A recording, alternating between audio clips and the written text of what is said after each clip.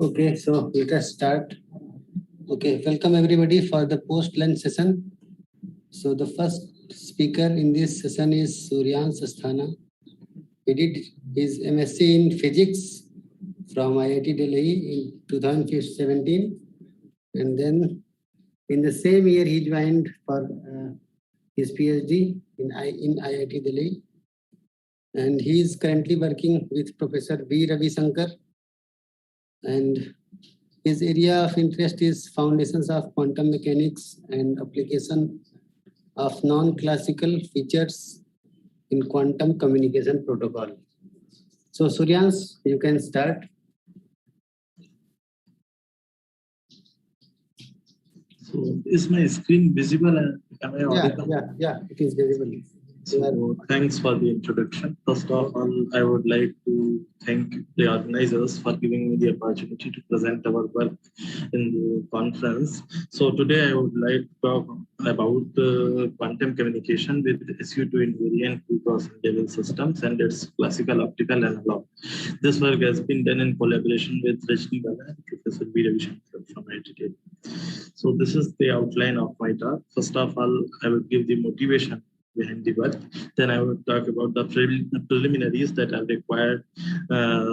First of all, SU2 coherent states, then Q representations, and most importantly, classical simulation of entangled state, a feature that is emergent out of this equivalent state, and then how to apply this concept in quantum communication protocols with equivalent states, and what simplification it offers. And lastly, I will also talk about the classical optical.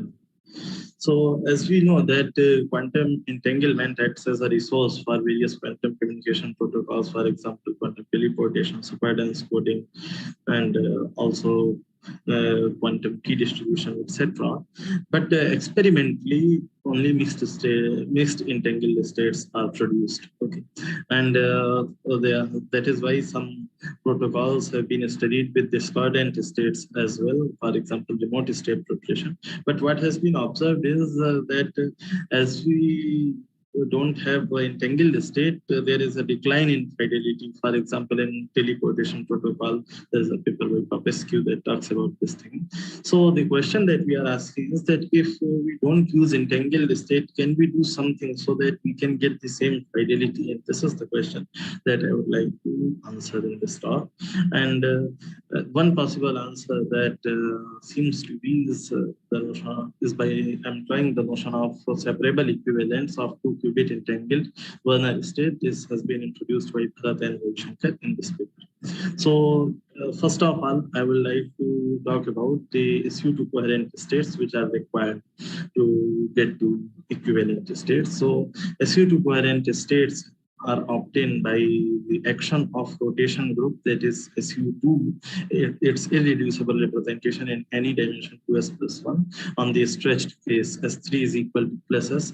Mind you that these S1, S2, S3, they are analogs of Sx, Sy, Sz, and this n hat is like a vector on the sphere, and even if V3 are orthogonal directions. And these two are the properties of spin coherent states. Particularly this property we will use throughout to get to the equivalent states. And this suggests that these spin coherent states, they are not orthogonal. But the point is that they form an overcomplete set of states, and hence we can expand any state in terms of these states, and that expansion is known as Q representation. So this is the Q representation of any state flow. So irrespective of the form of that state, this f of n is a function that is defined on a sphere. Okay, and the Q representation of a spin half state is simply given by 1 plus p dot n, and this 1 over 4 pi corresponds to the normalization of the sphere.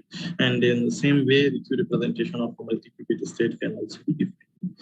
So the point is that since Q representation completely captures a state, so it has a bijective map with a state rho. So if we consider two Hilbert spaces of dimensions say d1 and d2 such that d1 is smaller than d2, then the equivalent states have been defined in this manner, that is state rho. I will give examples of all those things in the subsequent slides. That a state rho is said to be equivalent to another state if they share the same Q representation. That is to say that they produce same statistics for observables which are simply related to each other by scaling.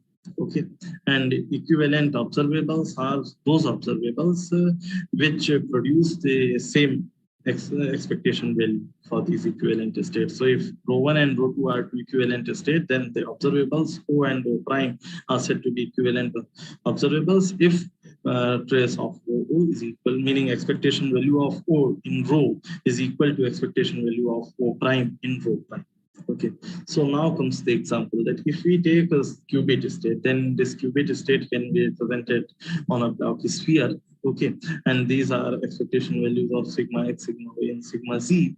Now, if the its equivalent state is 1 plus s hat dot p. So if we have a generic S, okay, then there will be tensor polarization of all the ranks up to 2s. Okay, but the point is that if we look at the equivalent state of a qubit, then only the vector polarization is of interest for us, and that makes this state to be mixed that we will see.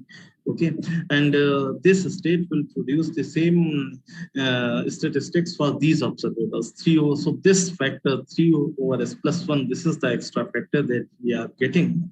And what I mean to say is that both these states have the same Q representation, and these, meaning sigma x has the equivalent observable 3 over s plus 1 sx, and sigma y has equivalent observable 3 over s plus 1 sy, and so on.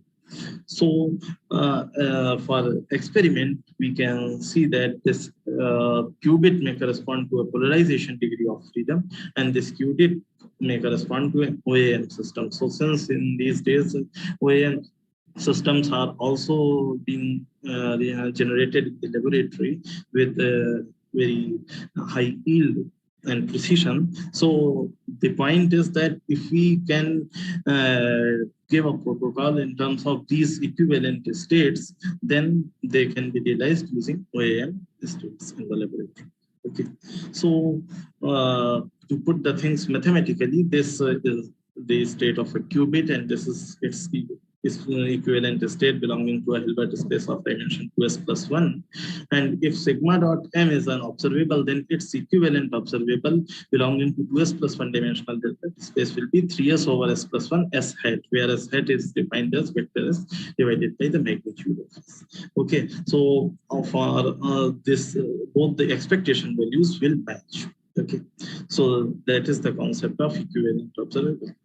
And then with the notion of equivalent states, the emergent feature that is of great interest for us is this thing, that classical simulation of entangled states. So when a lower dimensional entangled state admits a higher dimensional separable state as its equivalent, then we say that it is admitting classical simulation. So as an illustration of this feature, let us consider 2 by 2 Lerner state.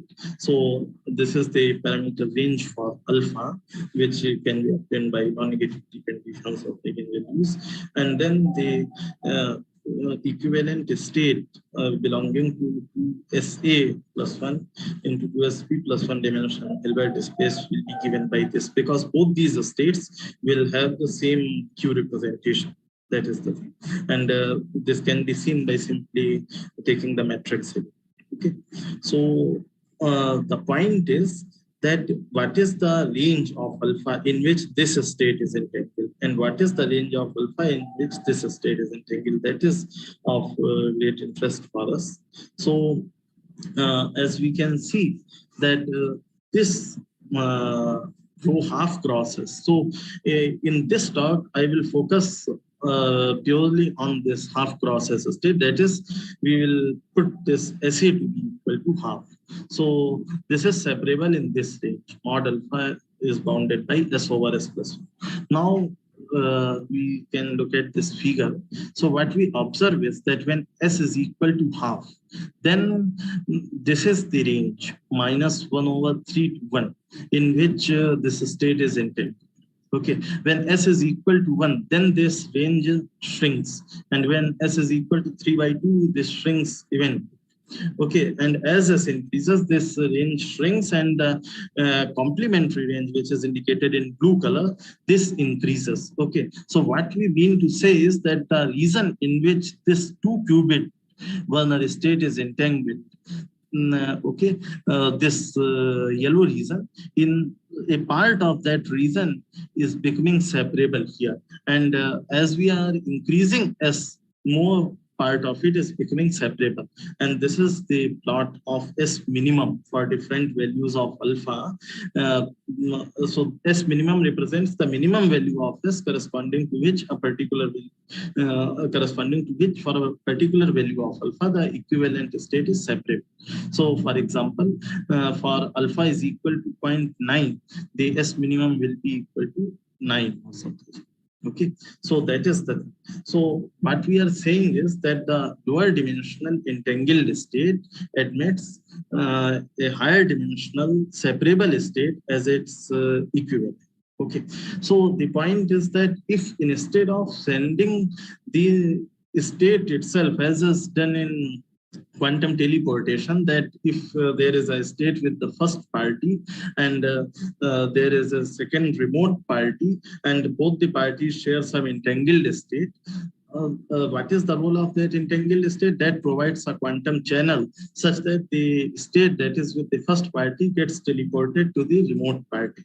If instead of sending that exact state, if we use this state as a quantum channel, okay, and we send the equivalent state of the particular state, okay, then in the protocol a separable state can be used, and they will give the same fidelity as I will show in the subsequent slides. Okay, so now we are coming to application, and the first application is that if there are two parties, LS and Bob. So the point is that in the remote state preparation, an entangled state is shared between the two parties. Now here we are changing that. We are changing that entangled state to be equivalent of its to its separable equivalent. Okay, so the entangled Werner state is getting changed by this 2 cross 2s plus 1 separable state, and this alpha this combination of alpha and S we will choose in such a way, as I have shown in the previous slide, such that this state becomes separable. So if LS measures, it is quite straightforward to see that if LS measures sigma dot m, then due to SU2 cross SU2 invariance of this state, the state with Bob will become 1 minus alpha SP dot m. Okay, so if he obtains a value plus 1, then he will get straight away this state. If he obtains value -1, then this is the transformation that Bob will have to apply. Okay, and since in this case LS knows the state that he's going to measure, then he can say, he can communicate to Bob on a classical channel that this is the transformation that he has to apply. Then in the second application, we have taken an unknown state that is with LS, which is represented by 1 plus sigma A dot P, and this is the quantum channel. Mind you that in the original teleportation protocol, the quantum channel was 1 minus alpha sigma dot sigma, where alpha is equal to 1 corresponds to Bell state, singlet. Okay, and if LS makes a measure, and a particular attention is to be paid to this feature, that in the first two qubits, so these two are qubits, so a measurement can be done in a pretty similar way as is done in quantum teleportation. So if LS makes a measurement of Bell states, which are represented by rho 1, rho 2, rho 3, rho 4, which are given here, these are pure states. Okay, So if Ellis makes a measurement of these four states, and depending on his outcome, he communicates to Bob on a classical channel that these are the transformation that Bob has to apply this thing. So these RC, X, Y, and Z, they correspond to Wigner rotation by an angle pi. Okay, so Bob can do these rotations, and after doing these transformations, what Bob will get is a state which is similar to 1 plus SC dot. I will quantify what I mean by similar. Okay, 1 plus alpha SC dot P. This is, and its exact equivalent was 1 plus SC dot. So why we cannot put alpha is equal to 1? The reason is there in this. So for alpha is equal to 1, the equivalent state sets in infinite dimension. Okay, that is why we will have to take some non-zero value of alpha. That is why this alpha is here. But we will calculate the fidelity of this state with the exact equivalent of this state. If we look at this state, its equivalent will be 1 over 2s plus 1, 1 plus SA dot P hat. Okay, and we will calculate the fidelity of that state with this state. So if we calculate that fidelity, so this is the plot of that fidelity as a function of alpha.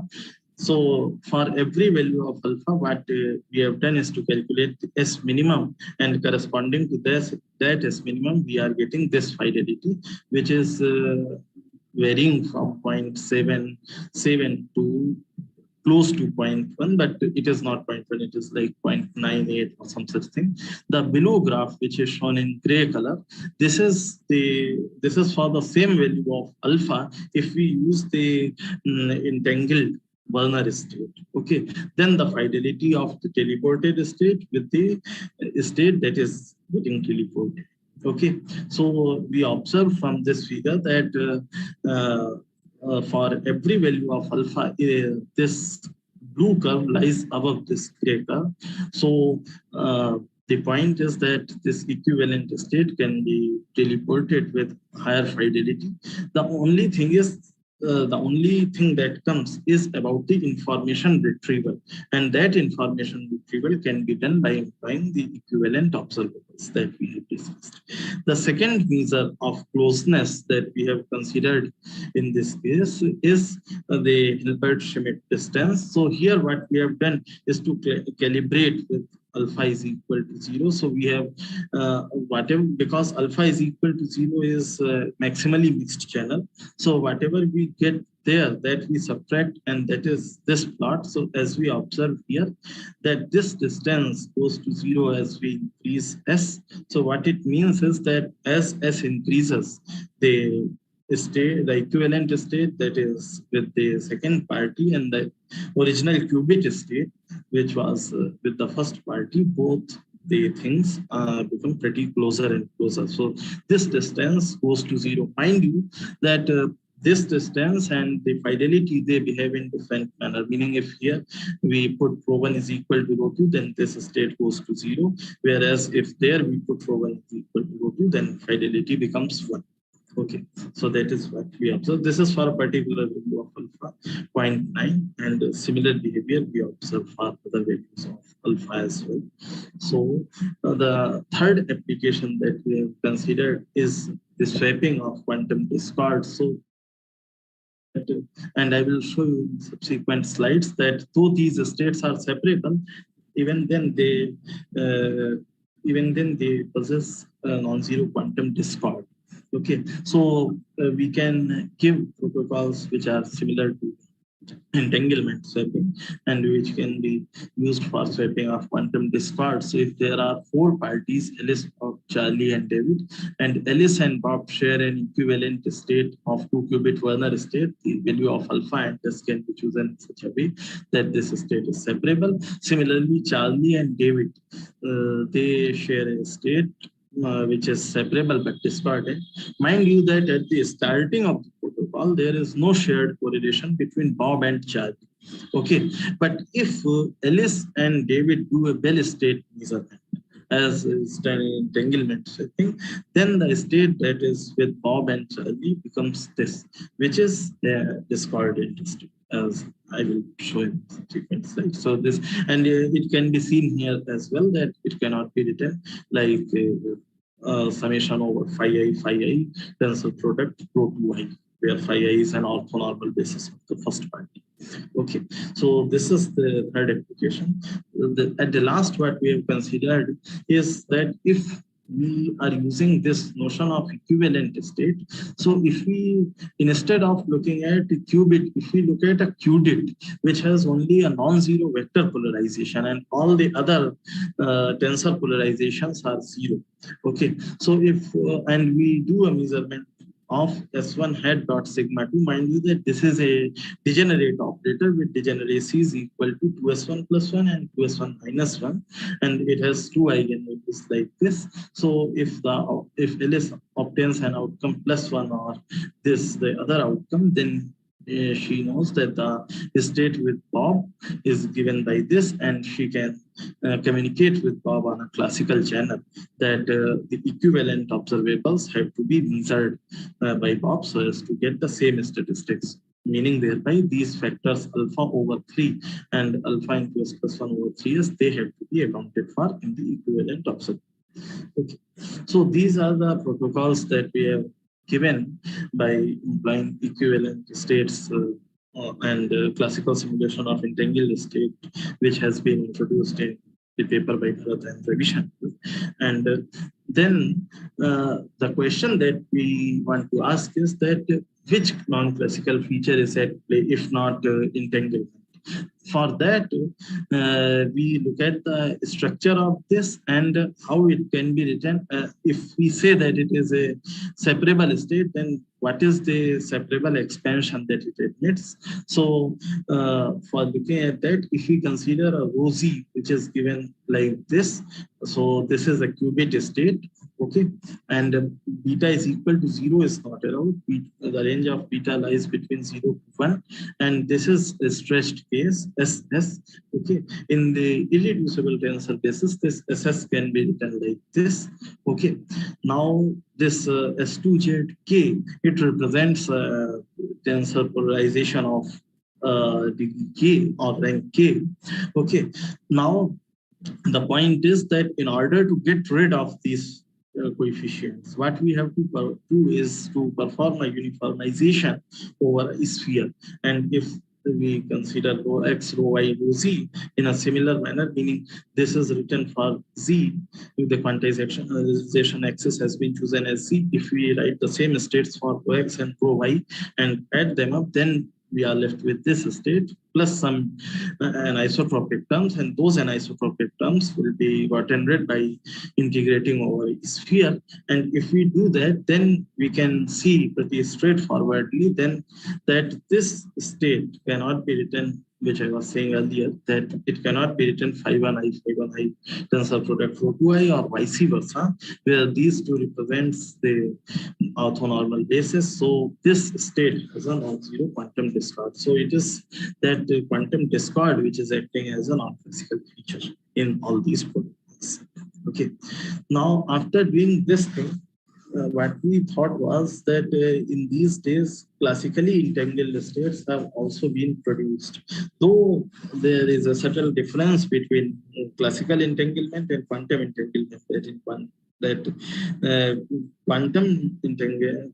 The states which are entangled in quantum mechanics, the two states may correspond to two different physical systems, whereas in classical entanglement, it is between the two degrees of freedom of the same wave. So what we thought was that whether the classical teleportation protocol or other protocols which have been simulated by using classical optics, in those protocols also one can get rid of the need to have a classically entangled state. So for that, I will first start with some formal equivalence between quantum mechanics and quantum mechanics and classical optics. Both of them obey principle of superposition, but the point is that pure states in quantum mechanics, they map to electric fields of wave, and density matrix, this maps to coherent mode representation of the different waves. But the analogy is purely formal because quantum mechanics is inherently probabilistic in nature, whereas the electromagnetic waves, they are in principle deterministic. Okay, so this is the thing. But having but employing the linearity of the classical optics, one can define SU2 coherent optical beams in a similar manner, that is by the action of irreducible representation in dimension 2s plus 1 of the group SU2. Okay, so here this S3 is equal to, as I will tell you what it is, and that employing over caution, we have put these braces, not a cat sign. So what it means is that this corresponds to some wave with a definite number, for example, some Leguier-Gauss mode, and this corresponds to some transformation. Okay, so as an illustration, if we put S3 is equal to plus as Leguier-Gauss mode with L is equal to plus 1 and the radial index has been taken to be equal to 0, then since this is an uninteresting phase, this S3 sign, because this S3 is equal to plus as this is an eigenstate of this operator. Okay, so this when it will act on this, we will get this kind of beam. Now it is of interest for us to see how the intensity pattern looks like corresponding to these beams. So it has been plotted here for different values of theta and phi. So as we see here that as phi changes, this intensity pattern rotates. Okay, so the phi is a characteristic of this rotation of this intensity pattern, and we have plotted for different values of theta. So as we change theta, for example, in the earlier slide, theta was equal to pi by 2, and here theta is equal to pi by 3. So what we observe is that the effect of phi remains the same, that is this pattern rotates, but there is a meaning, there is an oval shaped thing that is that gets produced, and if we take the value of theta to be further small, theta is equal to pi by 4, it becomes a bit more conspicuous. Okay, so this is the way in which these beams can be identified in the laboratory, and these beams have already been produced for up to L is equal to 8. Okay, so the point is that all the algebraic properties, they get carried over, which is the set of SU2 coherent beams. They also form an over complete set, okay, which is represented in this identity. And the Q representation of an optical beam can be defined in a similar manner. The only thing that changes is that rho. There, a rho was representing a density matrix. Here, if there is a beam with a coherent mode representation represented by J, then the Q representation of that beam is given by this expression. Okay, so due to over completeness, only the diagonal element suffices to completely determine the matrix J, and the complete information of the beam is captured in a single function f of n, which is defined on a sphere, exactly like the same way as it was being done in quantum domain. Okay, and we can define a notion of equivalent beams, that two beams are equivalent with different coherent mode representation J1 and J2, which belong to two different Hilbert spaces of dimension V1 and V2 if they share the same Q representation. Okay, so as an example, in this case, it is pretty straightforward to see that if we have a polarization matrix 1 plus sigma dot p, which is represented on Poincare sphere with a direction p, okay, so it's OAM analog, because if we are going to a dimension which is higher than 2, then OAM mode of classical light, they provide a physical manifestation of such beams. So Js of P is defined like this, and this is the intensity pattern. And one can see that if we take mod P is equal to 1, that is the spectrum of this state is like a delta function. It is a pure state. Even then, its equivalent state has a wide spectrum, and this width, I will show in the next slide, this width increases as we increase S. So in this case, this is the incoherent superposition of two modes, LG01 and LG00, with the respective fractions 2/3 and 1/3. Okay, so this is the intensity plot corresponding to this equivalent state, which belongs to 3 dimension. Similarly, if we look at 5 dimension equivalent to A and B, then the intensity plot looks like this. And as I was telling you, that this width of the spectrum increases as we keep on increasing the value of L. That is, the mixedness of the beam increases. Okay, so again the same story, that if we have an entangled Werner beam, okay, then can we have its equivalent beam which is separable? So its half cross S equivalent beam can be defined like this.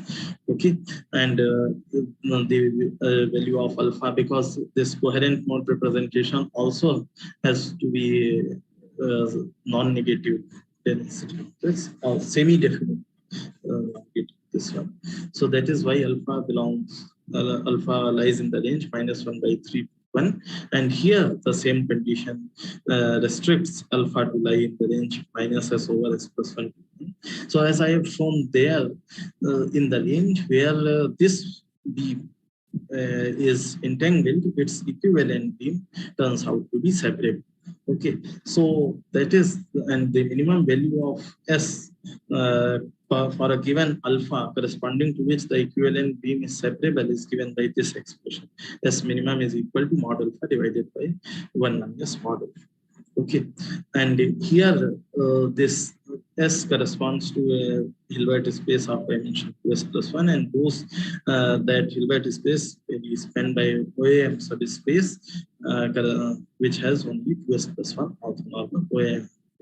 Okay, so the protocol that we are proposing as an equivalent of classical telepropagation protocol is this, that if there is a beam having this coherent representation, J1 is equal to half of the sigma A dot B. This may be the path degree of freedom, and its equivalent is to be prepared in the OAM degree of freedom. So this is the state that we are going to apply. This is the beam JBC alpha half process.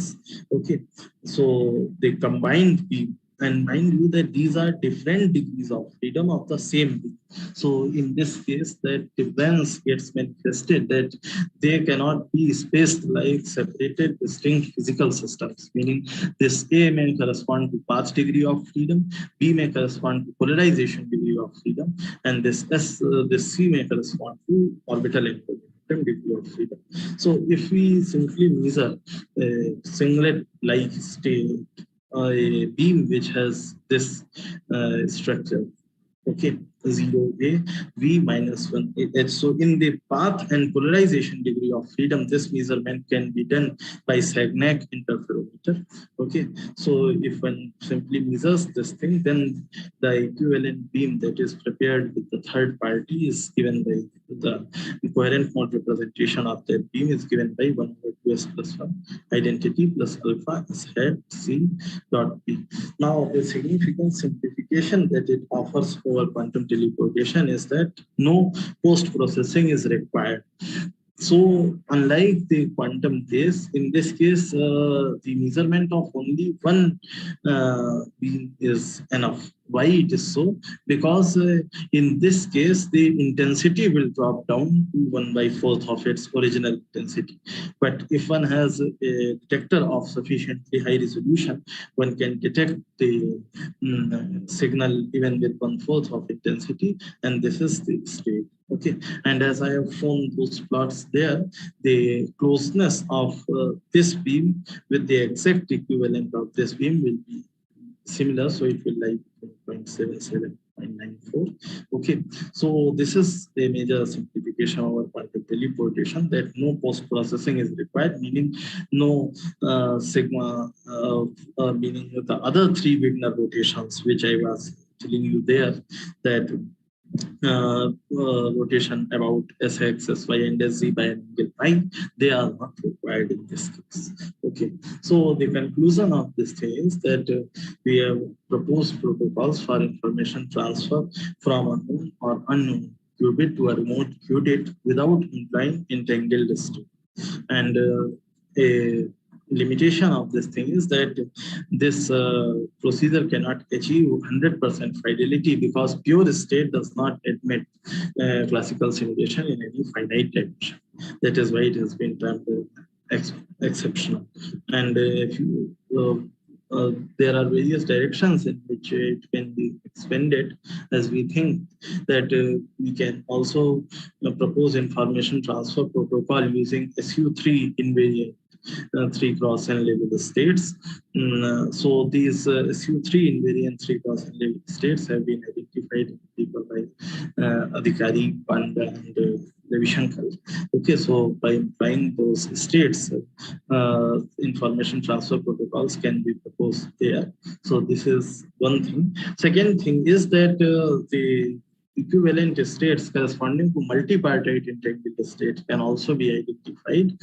So if one identifies those states, then some quantum conferencing protocols, for example, teleportation or remote state rotation, they can also be thought of being implemented with the use of separable states.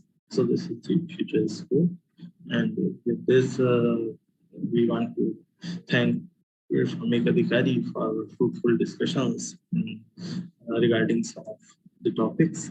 And think if there are any questions, I would be happy.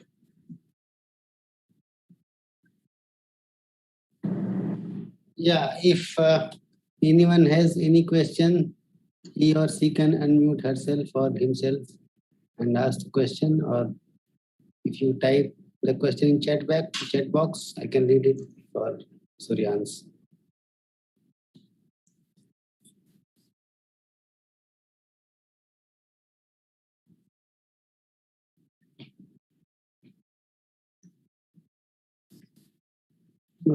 Anyway, I want to ask a question. Maybe yes. it might be very naive question. No.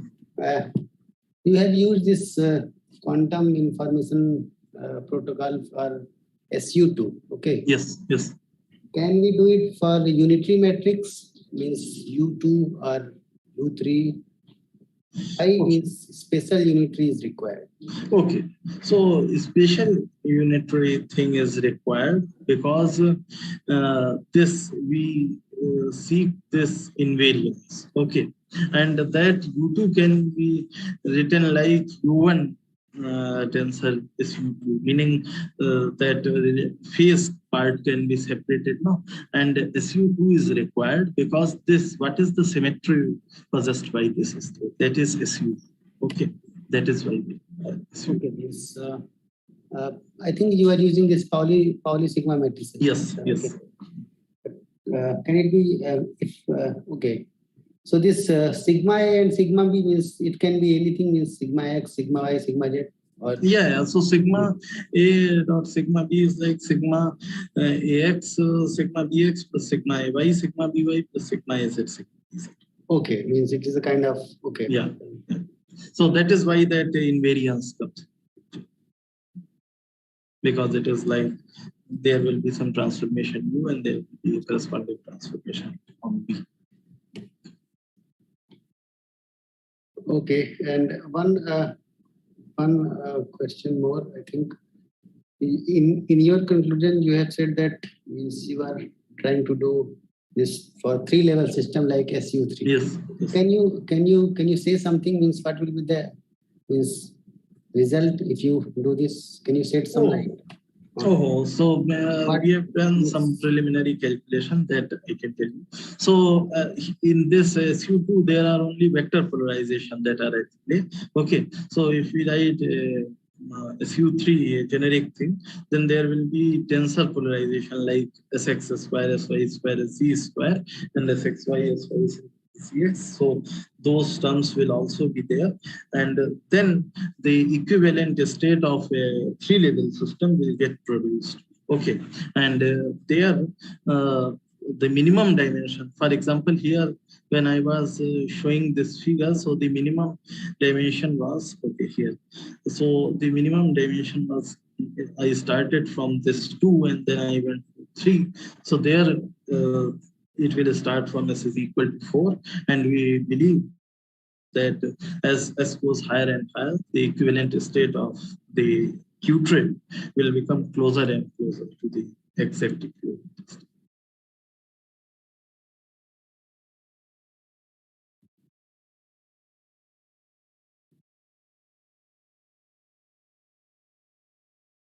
Hello. Yeah, and what is alpha in this slide? This is you have taken row. Do you have defined? Oh, so alpha was yeah. So alpha was this thing, that 1 minus alpha sigma b dot s hat c. So this alpha, because alpha is equal to 1, corresponds to Werner is correspond to pure this one, meaning that is equivalent of singlet state. Okay, and the exact equivalent of singlet state sits separable equivalent sits in infinite dimension. Okay, so this is some non-zero value of alpha. And it has been chosen in such a way that for a particular S, this state comes out to be separable. So this is the plot that I have shown you, that if we choose a particular value of alpha here on the x-axis, the minimum value of S corresponding to which it will be separable is given by this thing in the y-axis. Okay, so that is this. This is the alpha. Now we can see that if alpha is equal to 1, okay, then we will get 1 plus SC hat dot P hat, okay, which is exact equivalent of 1 plus sigma A dot P. Okay, whereas here what we are getting is not an exact equivalent. Then the question that we are asking is that how close is this state to the exact equivalent state? Okay, because if we had gotten an exact equivalent, then we would have used those equivalent observables for information retrieval. Now there is a factor of alpha sitting. So how close is this state?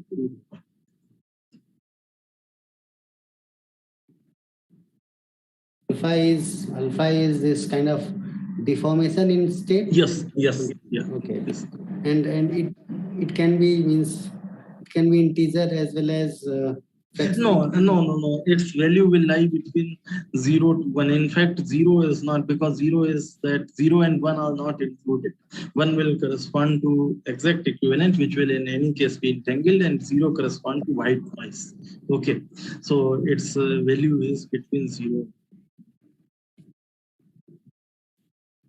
0 and 1 are not included.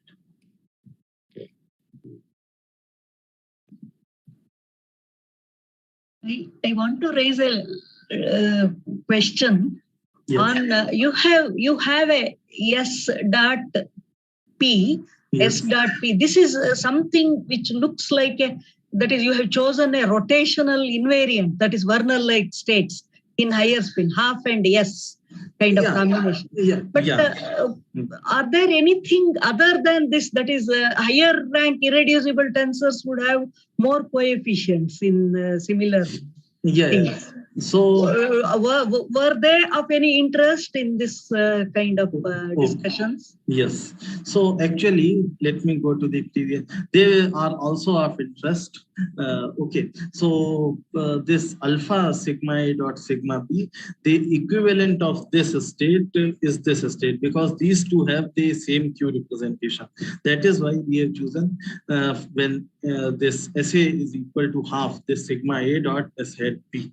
Okay, so this is why we have chosen only vector polarization. Now, as you have said that the higher order tensors will those be of any interest. So they also carry SU2 invariance. So if we look at the Q-trait state, okay, then they will be of interest at the square terms, and then if you go higher and higher in spins, then all those higher order terms will be of interest, because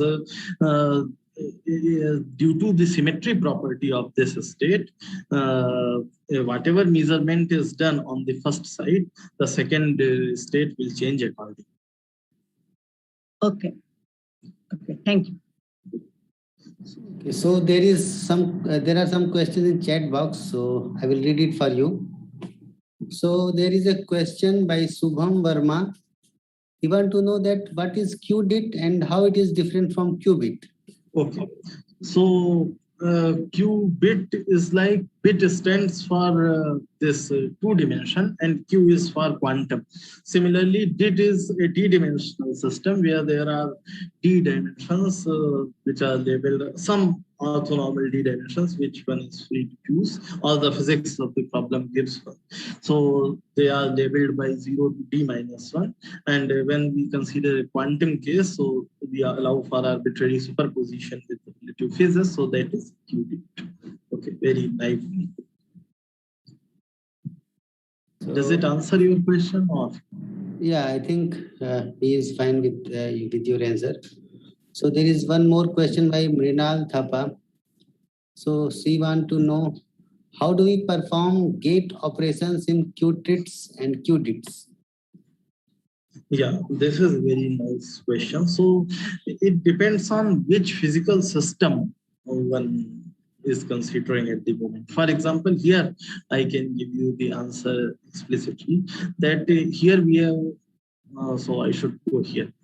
So here we are considering this Leguier-Gauss modes. Okay, so if we restrict ourselves to 3 orthonormal Leguier-Gauss modes, then they also form a qubit.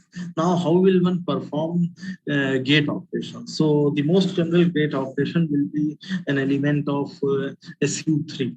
Okay, so those gate, in order to perform the sum of those operations, in this case, some tau prism and all those tau prism and one other thing is used, special light modulator. Okay, they can be used, but for an arbitrary transformation, an arbitrary transformation cannot be enacted only by those things. So in order to have an arbitrary transformation, one has to use what is called as programmable hologram in this case. But even then, the problem is that the yield is very small. And similarly, for any physical hardware that one is considering at the moment, the devices will change. Okay.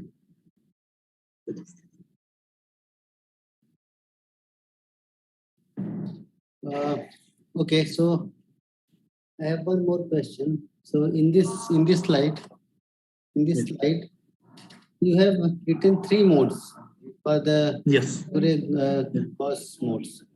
Yeah. So how these modes means? First mode is LG 0 minus 1. Yeah. Second one is LG 00. Third one is LG 01. Yeah. How these are different from each other? Means like first one is LG 0 minus 1. Another are 0001. Oh. How these are different from each other?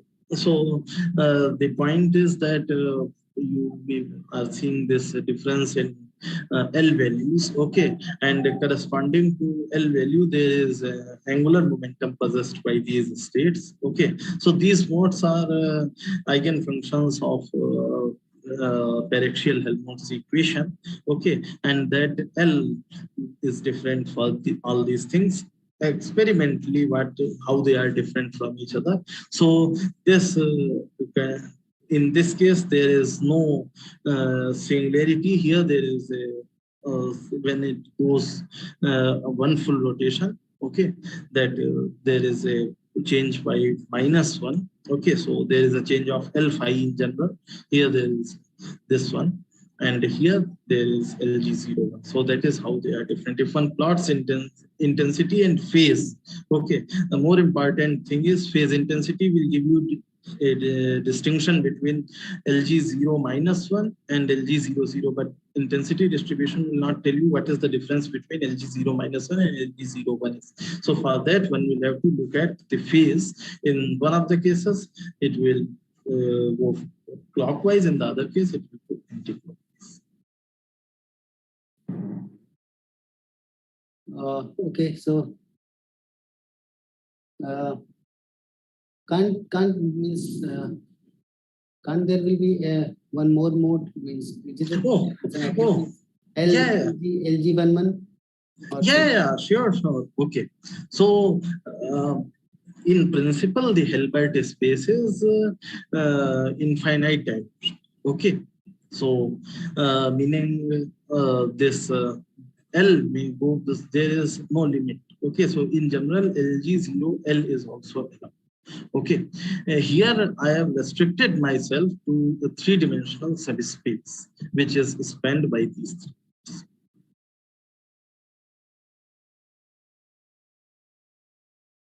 Okay, maybe I missed your first equation. What is psi? Is e to the power minus I is S3 psi. What is maybe I missed. Oh, so this thing. So the point is that these S1, S2, S3, they are the generators of SU2 in that dimension. That is what I was saying, that irreducible representation of SU2 in that particular dimension. Okay, so these S3 is like SZ, S2 is like SY. Okay, so that is the thing that they satisfy that commutation relation. SI/SA is equal to I times IJK and these modes LG0 minus 1, LG00, and LG01, we have identified them to be the eigenstates of S3. And that is how the eigenstates of S2 and S1 automatically get defined. Okay. So they are like because in it can be mapped to spin one system now. So in spin one there is a minimal equation that S dot n cubed is equal to S dot n. Okay, so by using that minimal equation they can be expanded as a linear combination of S2 and S3. I did not get how is it related with this state n is function of theta and phi. So how theta and phi I can see that it is in So theta and psi is coming there. Oh, so psi is an interesting phase. Okay, because this S3 is equal to plus S. This is what I have written for the sake of generality. That is why here I have not operated, because it will give us an interesting phase. Okay, that is why it is not. What kind of phase can you? Yeah. So, for example, here it will give minus iota e to the power minus iota s into psi. Yeah. Okay. Because S3 is equal to this. And when it is it means S3 can be minus S also. Yeah, S3 can be minus. Okay, depending on. Depending on which eigenstate we choose. This is one particular notation. And this. So maybe Professor Usha Devi want to ask a question. Yes. No. The S3 is chosen to be plus S in the definition itself. N of theta phi. That is defined already, right? Okay. So the e to the minus I S3 psi acting on plus S state will be simply e to the minus S I S into psi. That's all. Okay. Then that will appear to be an overall phase, which is of interest. Yes. That's all. Okay. Thank you for the clarification. Okay, so it seems there is no question in chat box also. So we can thank Suryans for his nice presentation. Yeah. So Professor Pani,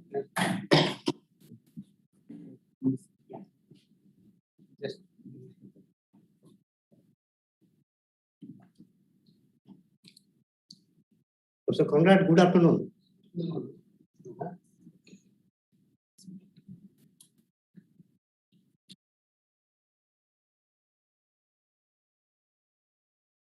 You can thank you for your presentation, and next speaker will be here. Okay, you can.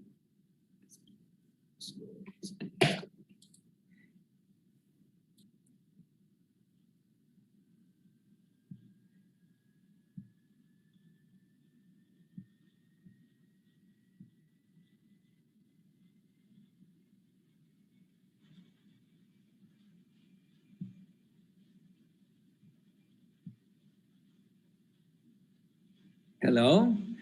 Good afternoon. Good afternoon. Good afternoon. I'm very pleased that I am allowed to speak here. Okay. And can you hear me? Yes, perfect. Okay. And can you? Yeah, but you can't see me. So now you can see me. Just 1 second. Yeah. I hope the video appears. No, it doesn't. Oh, this is not good. Yeah. Do we still have a little bit of time? Then I would like to repair Sure. this so that you can see me. Yeah. It would take 2 or 3 minutes. Sure. So I will log out and log in again, and then I come back. Sure. Thank you so much.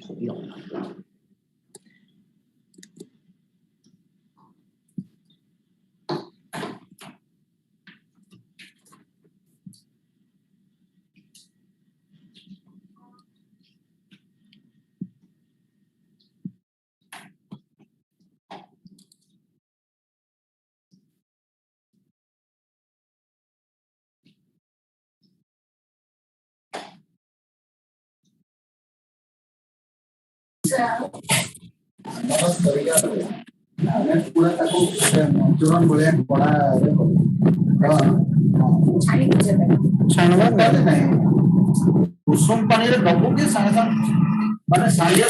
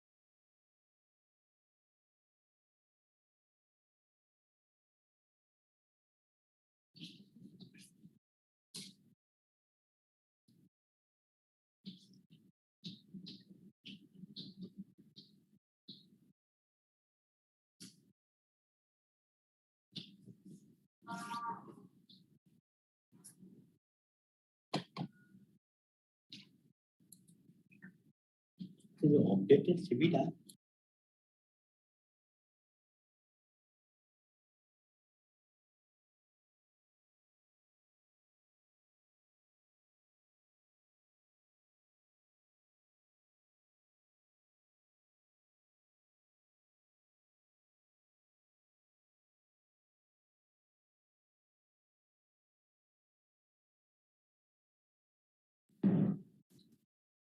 दूसरे पट्टी दे सकते हो data बात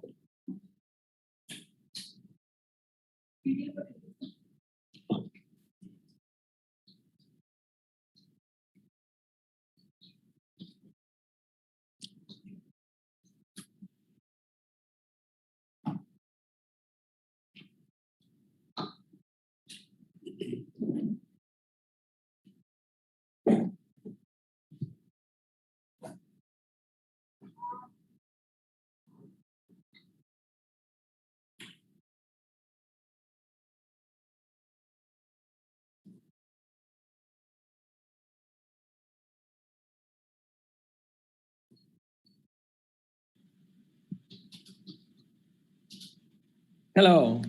So I'm back. Professor Panikrai, can you hear me? No.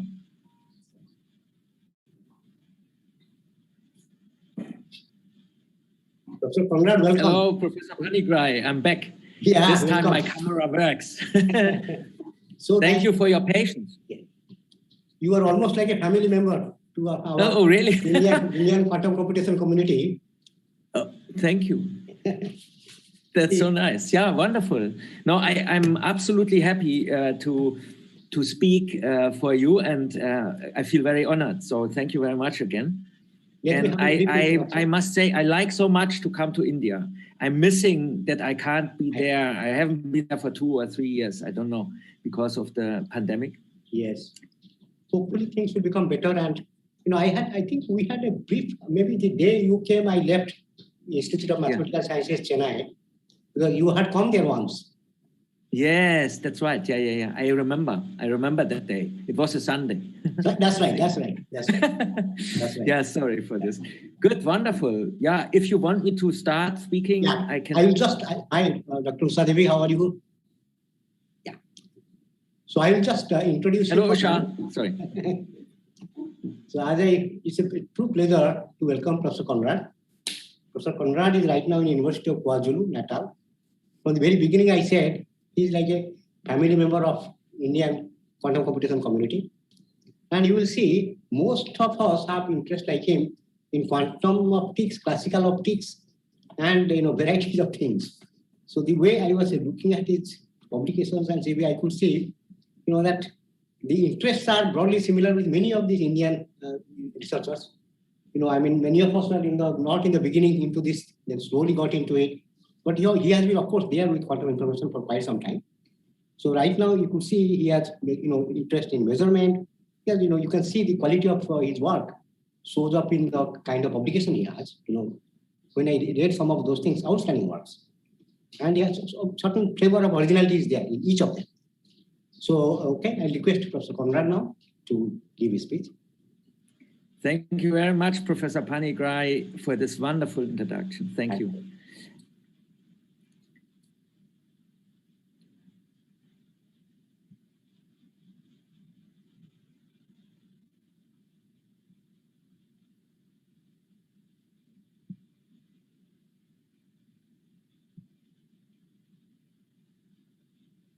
Okay, can you see my screen?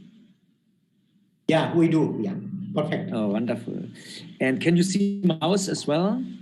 Yes. Yeah, it's moving. Yes. No, but I don't see. Yeah, yes, it's there. Okay. Yeah. So once again, thank you very much. And I want today to talk about quantum mechanics and classical optics. Sorry. And so what you see here is a depiction of Rubik's cube. And Rubik's cube has here several formulas on it. These are formulas that are either from optics or from quantum mechanics. And for example, we see here the formula of the commutator of position and momentum. It's equal to, and then there is a field with IH bar. But if you ever have played Rubik's cube, you will know that it's not possible to get a corner field into a middle field. So this will not work. But what could work is that you put this field here, where there's simply an I over here. And then you would get a formula from classical optics, I claim, right? So it is interesting that quantum mechanics and classical optics have many parallels. And today I want to talk about these parallels, and I want to show you that we can use methods from one field and use them in the other field and vice versa. So for example, here you see a kind of like a telescope, right? And later on, I will show you that this can be seen as an implementation of the Grover algorithm.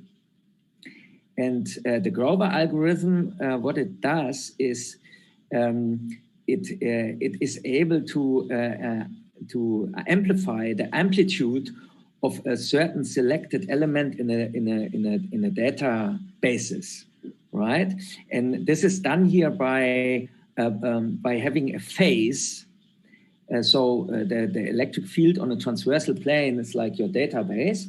And if you have a particular point, for example, this point, that you want to amplify, then you can put a phase shift onto it. And what happens is that in the beginning, all the points here on this this transversal plane have the same amplitude, and one has a different phase, and later the one with the different phase is kind of amplified, right? So this corresponds to Grover, but on the other hand, it also corresponds to something in optics, namely a phase to amplitude transcription, if you want, right? And this is very useful in optics. So you can either say, okay, let me use Grover to do something in optics, namely phase contrast microscopy, let's say. Or the other way around, you can say, let me use phase contrast microscopy to invent Grover, right? So the Grover algorithm. So this is what I mean by that both fields can talk to each other and can say something to each other. All right, so what else is maybe very interesting, I find, is that even in classical optics, you find a kind of entanglement. And this is given here by an electric field with a polarization that is position dependent. Okay, so this is a typical vector beam. And these vector beams have fantastic applications. If you want to cut metals and so forth, then with lasers, then a vector beam is very useful, right? And we can calculate how big the gradient is. Has something to do with entanglement, because here the electric field, let's say the spatial mode, cannot be separated from the polarization. So in some sense, if I write down the electric field of this vector beam, I'll see a non-separable entity that resembles entanglement. And we can use it as a test bed and simulate a violation of Bell's inequality and so forth, inequalities. But on the other hand, by calculating the vectorness of this, I mean, how big is the difference between the polarization at different points? In order to calculate that, we can use entanglement measures, right? And that is very useful. So again, we have in both directions a kind of information that can be used. So the last thing I want to mention now shortly in this short overview of what one can do, just to give you an impression, is that here I depicted the Wigner function of a Laguerre-Gauss beam, right? So that's a classical beam, but you see that the Wigner function takes negative values. And that is, that is something people usually, if you tell them about negative values of Wigner function, say, yeah, quantum mechanics. But you can also say, yeah, no, optics, right? So there is a lot these two fields have in common. And before I start, I want to thank Professor Simon from Chennai, who years ago, when I first visited Chennai, put me on this path by saying something of the kind that if he would write another book of optics, quantum mechanics would just be an appendix to it. And I like the saying very much, because one can really learn a lot from optics if one is busy in quantum mechanics. And I must say that for me, I'm coming from quantum mechanics, so for me it's easier to identify methods in quantum mechanics and use them in optics. But if you are an expert in optics, maybe for you it's easier to use methods, identify methods in optics that we can use in quantum mechanics. Okay, so I think optics is a fantastic area of physics. It is also maybe the oldest area that we have, the oldest research field. So there is so much wealth of knowledge in this that if you are working quantum mechanics, learn optics. I think it's really worthwhile. Okay, so after this short introduction, I hope I can change. the slide. So I have quite a program today, and I'm not sure whether I get fully through it, but I first want to tell you a little bit about using the quantum formalism, the Dirac formalism of cats and brass in optics. And then I would like to come to quantum computation with optics. So the question, can we use optical fields to do quantum information tasks, in particular quantum computation? And then in the last maybe 5 minutes or 10 minutes, or the discussion, we can talk about whether there is some kind of non-local entanglement that we can at least simulate. You know, I mean, I'm not saying there is non-local entanglement in optics, you know, but maybe using optics and in particular nonlinear optics, classical light and classical states of light and nonlinear optics, maybe we can do it, right? So let's discuss this, and let's also be open about the limits of this approach. I'm not saying that now we have to build quantum computers with optics. I can really tell you, I'm not saying that, at least not yet. So let me go on. And I see severe restrictions, and it's good to discuss them. Okay, so let me start with the description of classical optics with the Dirac formalism. Well, yes, it's a very elegant way of describing optics, and it's not new. I mean, people are actually already using it. If you look into optics papers, you find cats. So because it's just so convenient to do it. Of course, it also shows the parallels and so forth between optics and quantum mechanics, and that is why I'm introducing it here.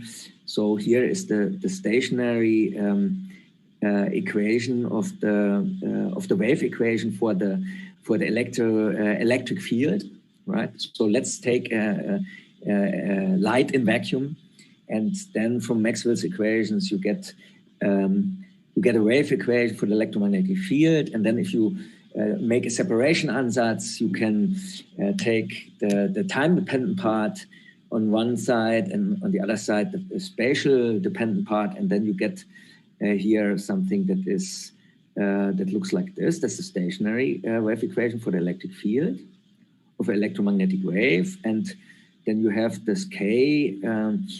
Let's fix it for the moment. So we are looking at monochromatic light is given by the angular frequency divided by the speed of light in vacuum.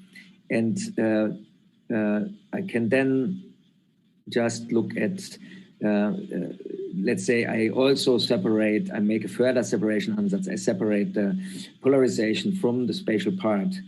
And then I get the Helmholtz equation describing just the spatial part. And under the assumption of paraxial light, that means the main component of the K vector points into one direction. We have more or less light that propagates in one direction, more or less, okay? Mainly, let's say, then we can write down a paraxial wave equation. And this paraxial wave equation allows us to propagate the field from one transversal plane to another, okay? So if you look at it, it looks a little bit like the Schrödinger equation. You can see this already. Only that in the Schrödinger equation, we have here the time derivative. And these are the, so Z is the propagation, the main propagation direction, and X and Y are the transversal directions. And now, if you give me the field at some plane here, let's say some plane at Z equal to Z0, then I can calculate for you the electric field on a plane further down. And this is why you can now describe the state of the electromagnetic field by just defining the electric field on one plane, on one transversal plane, then you know it everywhere.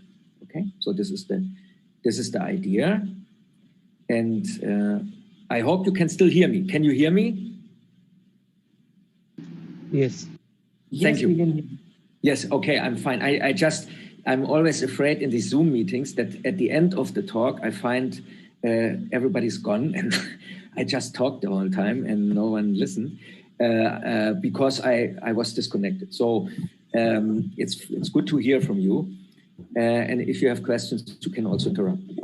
So in order to make this a little bit more, this analogy between quantum mechanics and optics, paraxial optics, a little bit more visible, I've written it here in a slightly different form using lambda bar, which is lambda over 2 pi or 1 over k. As I think Professor Simon does it. And then we get here an equation that looks like the Schrödinger equation, where usually we have here h bar squared over 2m, okay? M is set to 1, and here we have I h bar, right? But now the h bar is replaced by lambda bar. Lambda is the wavelength, of course. And this is the scale factor, of course. So in principle, you can now express everything that you know from quantum mechanics, I mean, a lot of things that you know from quantum mechanics in terms of lambda bar. And then you would have not only one kind of quantum mechanics, because in quantum mechanics, h bar is fixed. No, you have many kinds of quantum mechanics in some sense. Okay, so this is just to create some appetite for what is to follow. And yeah, so what I was saying is that we can propagate the spatial modes, and the spatial modes are an expression. So spatial mode on the transversal plane is an expression for the full state of the system, right? And Z now just plays the role, like in quantum mechanics time, it's just parameter. Right? Parameterizes the state. And of course, you know, it is a Hilbert space because, I come to that. We know that the solutions of the paraxial wave equations form, of course, a vector space, right? And now I can argue that that all these solutions must be normalized. No, let's not say normalized, must be square integrable. Why? Because if I take the inner product, which is here defined by integral, you know, over the transversal plane, and if I take this inner product of such a mode function with itself, then I get some measure for the power, for the energy over the plane in time, per time unit or so. And, or it's proportional to it, let's say, there are some factors here in front. So this is some amplitude that I could pull out in front, and then I would have normalized my modes. And yeah, so, but this is what I get. And of course, finite power is always finite. Therefore, if this is a physical thing, then it must, if it describes a physical field, then it must, of course, be square integrable. Okay, so immediately you have the notion of the L2 on, so the square integrable functions on transversal plane. And then we can use the Dirac formalism. So the Dirac formalism, let me just repeat that for you, is a way of writing things without coordinates, right? In some sense. So I just write down the vectors, not the components of the vectors with respect to a basis. I don't write these tuples where you put numbers in. I just write a symbol, and the symbol represents a vector in my vector space. And in our case, the vector space is the states, represents the states of the electromagnetic field. If I have the electric field, I can also calculate the magnetic field, by the way. And then we can, of course, write the inner product. You know the rule. You take here. You take here a bra, which is just a linear form on the Hilbert space, and then it can be represented by the inner product, of course, by a vector that is element of the Hilbert space, and you take the vector represents the linear form, and then you take the inner product to calculate this. And this thing here is called bra, and this is an element out of the dual, that means linear form, and this is called cat, this thing here. And if you read it fast after each other, bra, cat, brag, cat, then you know where bra and cat comes from. Okay, so we can write projectors in such a way that we take these dyadic products of linear form together with a vector. If I apply that to a vector, I get a number here times a vector. So this number here I call alpha, and then I can write a basis representation with respect to an orthonormal basis in a very neat way, because now I have the components given by the inner products, and then if I choose to write this I here, this bra I, together with the cat I, then I get a projector. And if I also choose to look at the sum of projectors, then I see that U is equal to the sum, to this operator here, which is the sum of projectors acting on U for all U of H. Therefore, the sum of projectors must be the identity. Okay, so I have a nice representation of the identity, and then I can do something. Wait a minute. Yeah, then I can also write down the dyadic representation of any operator in such a way that I just put an identity operator in front and behind, so-called sandwich method, and then I find coefficients aij, which are given by by the how can I call this? By the inner product of I with ij. Okay, so this is was a short repetition. Probably everybody knows this. I just want to mention there is also spectral decomposition. So this would be the dyadic decomposition, if you want. Spectral decomposition if you find a basis so that you just can write down projectors and some numbers in front. Then this corresponds, in some sense, this aij is like the matrix, and this thing here then corresponds to a diagonal matrix. Okay, so this is the spectral decomposition, also important. Good. Okay, so I now formulate this in terms of postulates. This is an old formulation of mine, just where I wanted to see whether I can get the same structure as in quantum mechanics. The state of a paraaxial light beam is represented by vector U in an infinite dimensional Hilbert space, isomorphic 2L2R2. I should have said of a monochromatic paraaxial light beam. The square of the norm of U is proportional to the total intensity of the light beam, or let's say total power of the light beam on any transversal plane. Good. So yeah. So what I want to do now is I want to write this in terms of the bras and cats, and to get back to my modes, I just take the identity in terms of the basis of position eigencats, if you want. They represent like small point fields. So in each, if I have xy, then this has just an amplitude in the point xy on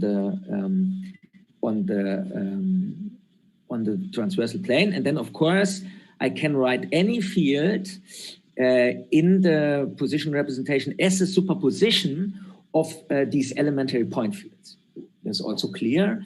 And if I know also that one of the solutions of the parallax wave equation, namely such a plane wave, has this representation, then I can already tell what the inner product of xy with kx, ky is, and then I can represent also my field in terms of this wave vector basis, or I call it the momentum representation. And then you see that this coefficient here is nothing else than, you know, if I express it in terms of the spatial modes, it's nothing else than the Fourier transform. So in this formalism, the Fourier transform is already kind of immanent, it's worked in there. Okay, then we can define observables X and P, and one can now show that X and P do not commute, and I get back this commutation relation, I delta LK, where this is just on the transversal plane. So one could, so on the transversal plane, and there is a L and K and index, and that's just running over X and Y. And then we get a commutator of these two that's proportional to I. One can now also define this with a scale factor lambda bar. Then we get here I lambda bar. Okay, so the proof is hopefully simple. Namely, you just take the K representation of this P. I mean, I just put this. This is basically the spectral decomposition of P. I put it in here. Okay, into this expression, and what I get is this expression with this coefficient in here that is just a part of plane wave, and then I can of course write this term here as a derivative, okay, with respect to the axis. And then I find that the position representation of the operator P is given in terms of the nabla operator on the transversal plane. And then it's easy to show that the commutation relation holds in this way. Okay, so this is showing that we get really the usual Heisenberg algebra from quantum mechanics. And I could now come up with a postulate number 2 or number 3, saying each observable of a monochromatic paraxial light beam can be represented by a self-adjoint operator acting on the Hilbert space of the system. A measurement of the observable yields the spectral values, O, here this, I call them O, of the operator together with the intensities with U of Z, the state of the electric field on the transversal plate. So the intensities with which these spectral values occur. All right. So you could think of the Fourier plane. You have a plane wave, and then a lens, and then there's the Fourier plane. And in the Fourier plane, you have these intensities, and they are given by the by the K. The inner product of the K with the U state, and they show a certain value K then. Okay. So this is this. I don't want to lose too much time with it. Also not with this. I just want to remind us, the paraxial wave equation. Now we can also write this in terms of a unitary operator, and then we can come up with a postulate number 3 that would reflect the evolution of a closed quantum system. So let me rather go to an example, and the example is the action of a thin lens. And this is an idea that is very old by David Stoller in 1982. I'm very impressed by that work, by his work. He saw already then that that one can use quantum methods in classical optics. And what he does here is he uses it in order, he uses some operator ordering techniques to apply to a very simple problem, namely the thin lens problem, where you can calculate the image of some object belonging to some object here at object distance S1, and then you have an image distance from the lens center. And you all know this from first year optics, but I also knew it. I was even teaching it, but only since I've done this calculation, I actually understand it. No, sorry. I mean, I'm joking. I'm semi-serious. It is interesting if you see why things work from a different perspective, okay? And our perspective here is the perspective of quantum mechanics. even though this is an optics problem. And here is my unitary that describes the free evolution of a wave, of an electromagnetic wave. What is this? Let's say I start in this point, then this operator here is like the diffusion of electromagnetic, the diffusion of the wave function of a particle in quantum mechanics that starts in a point. The wave function is spreading with time. You know, here it's spreading. The point source is spreading with propagation along the z-axis, and then we come to this lens here, and the lens propagator is given by this expression here. Instead of p squared, we have here an x squared, which is the the x operator. Although to make it simple, I only look here at one transversal direction x, and it's divided by f, where f is the wave, the focal length of the lens, right? So if we do this, then you can already imagine what will happen.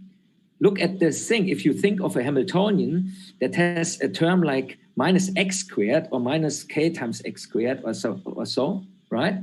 Then we think, of course, of a spring, you know. So the force would correspond to the derivative with respect to x. So minus kx means you pull the thing together again. So what happens here is we are propagating until we come to this lens, and the lens pulls it together again towards the center, the electromagnetic wave, and this is exactly what happens. It focuses it, right? So beams go now, they are somehow focused. If we had started here in the focal point, we would come, if we had started here parallel to the lens, so at infinite object distance, then we would be exactly focused in one point. Okay, so, but here the thing is that we can calculate everything we need for the lens in physical optics. And here is the usual expression from physical optics, but expressed with a propagator that is now given by this combination of free propagation, lens, and then free propagation again. And in order to calculate this correctly, we can use the Baker-Campbell-Hausdorff formula, which for I just want to propagate now. In some sense, I'm jumping a little bit around. I'm sorry for this. I hope you stay patient. This is a little bit like in the Heisenberg picture, right? I'm looking, how does the position change, the position operator change under the propagation? And then I find, it is proportional after some propagation. It is proportional to x and p. And the proportionality factors here, it's a linear function of that, and the factors in front, they remind us already of the lens equation, right? And if I take this and say, okay, let me take a look, S1 and S2 are the object and image distance respectively. So let's go to the distance S2 behind the lens. Let's say S1 is really the object distance. So I'm looking at a transversal plane at S1 before the lens, and now I look at the transversal plane S2 behind the lens. Then applying this, let me put it the other way around. If I just say I take S1 and S2 such that this relation is fulfilled, then this factor here falls away, or this term falls away, and I just have the propagated x being proportional to x. All right. So, and now I can show that this propagated position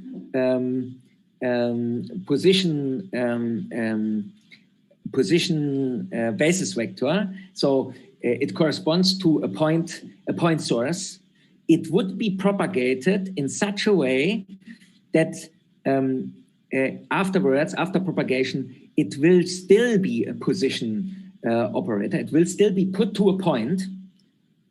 Of course, this is only true if we respect the relation before, namely this lens equation relation. And in that case, I see that basically, this is an eigenvalue equation, and the eigenvalue is this. Okay, so in other words, I can say the new position is given by this eigenvalue here, which I can write in here. All right, and there is something happened to the amplitude. All right, so the amplitude, there is an amplification factor in front of it.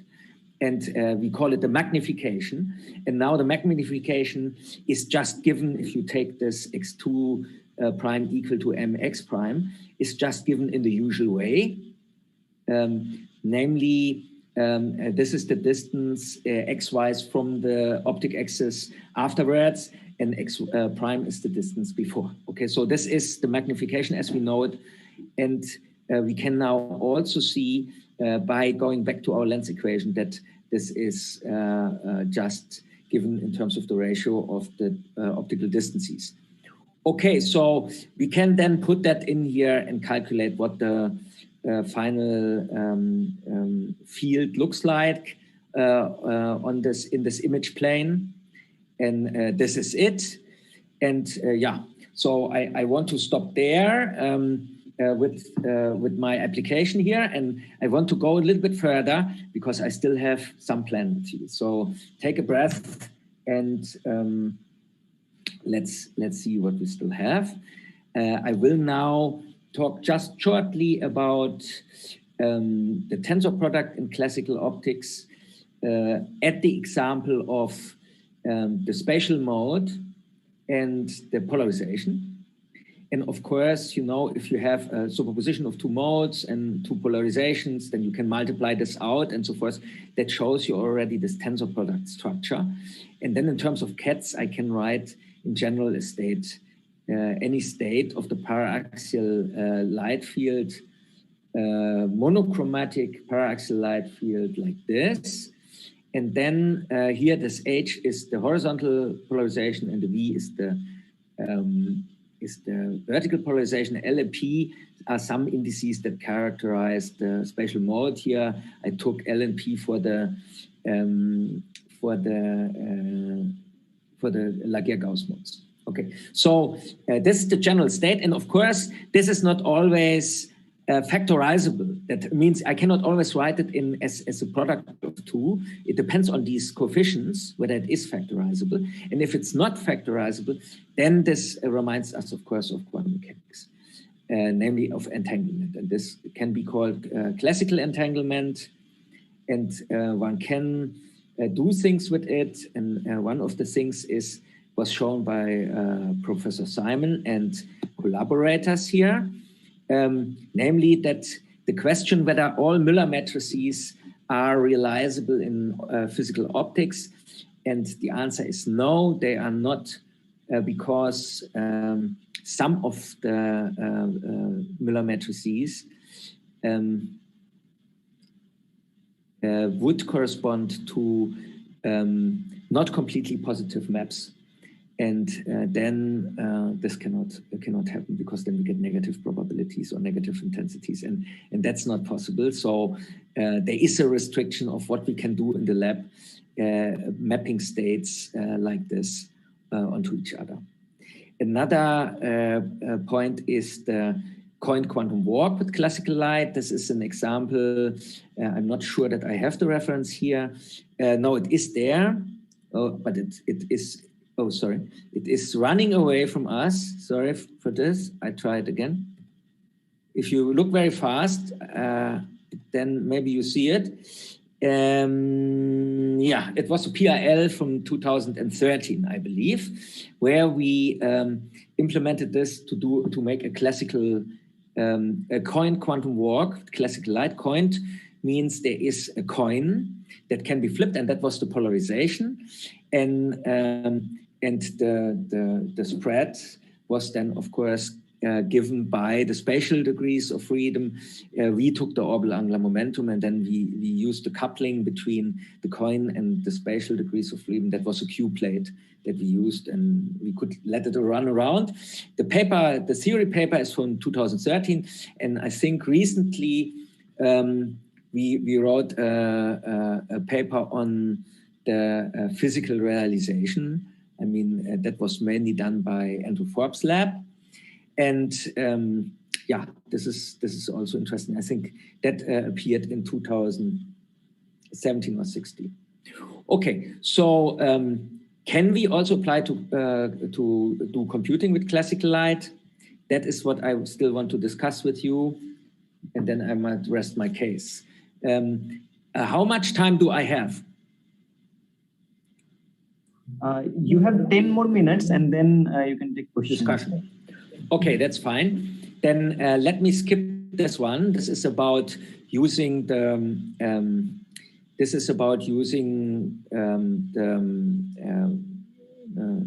the entanglement measures from quantum mechanics for the vectorness to characterize the vectorness. You can read it up in a paper with Andrew Forbes and me that appeared in 2015. I can send you the link. Please ask me. And yeah, so let me come to quantum computation. Okay, so this is important, and yeah, let's look at it.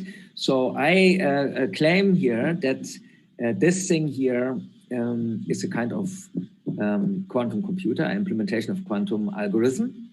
And what could it be? Well, it's Grover's search algorithm, because this is a phase contrast microscope.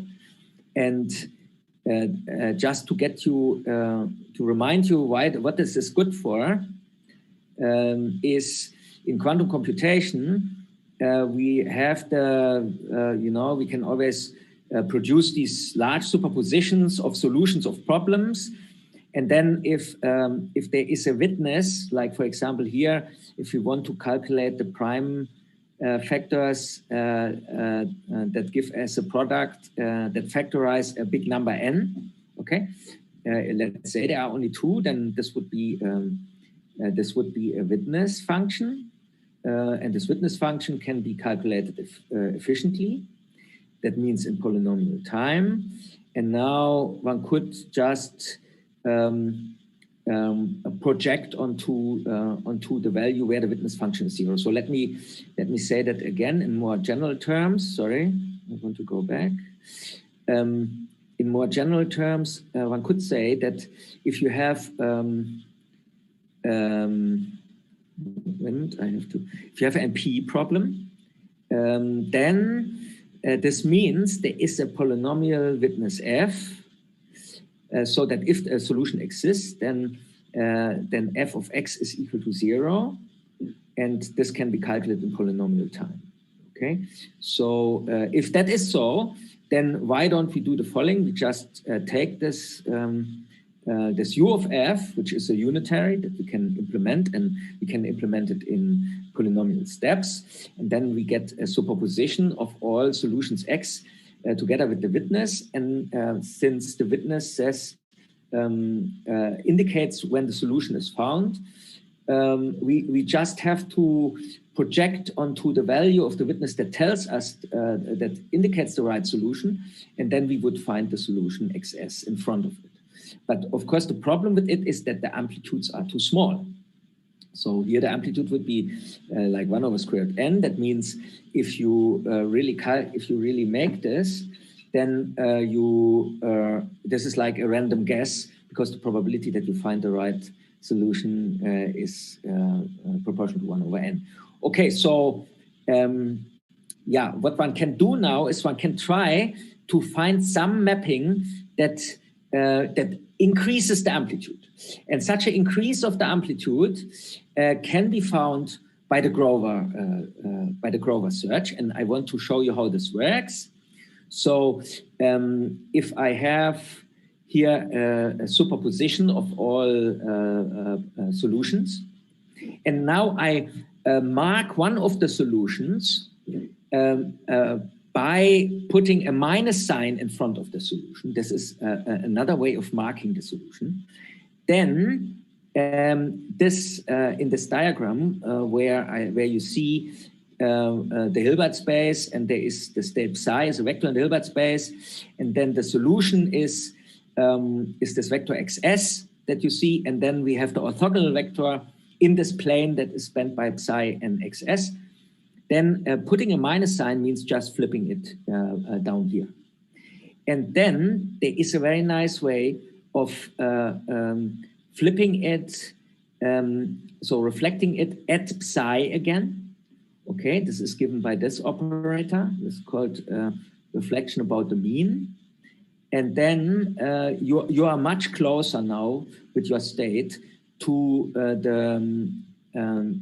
the solution. Okay, so here I'm already have a good chance to measure the solution because the amplitude is much higher. And if I take square root n steps, sorry, let's go back. So if I take of the order of square root n steps, then I have an amplitude that's of the order of 1. Okay, and when we saw this, we thought, okay, this is fantastic. We can actually implement this directly in an optical system. Let's assume you have here a plane wave coming in, and you put here a small phase shift at one of the points. Then using so the small phase shift corresponds to this first flip, which I call U0. And then the second flip, the reflection about the mean, can be written by a Hadamard transformation. A Hadamard transformation transforms a plane wave onto the zero state. The zero state would be just here in the middle. So a plane wave onto zero state, that's like a lens. And then you can use another lens from the other side that implements the second Hadamard. And then what you get out is really, if you had here a point that you marked, then you get here a higher amplitude. And since this is linear, you also can do several amplitudes, several markings, and you could transform a phase imprint into an amplitude imprint. Okay, and then we thought, oh, this is fantastic. We discovered a new method from Grover, but shortly later we found that someone had written an article in 1942, and the someone is Zernike from Groningen. He invented the phase contrast microscopy just in this way. I don't want to go into details. In 1942. And I also want to say that that this picture here was already realized in 2002, that this is the case. So what we did is we implemented it a little bit differently. But before I show you that, I want to show you here this little movie. You see here a light field that is transformed completely into a point.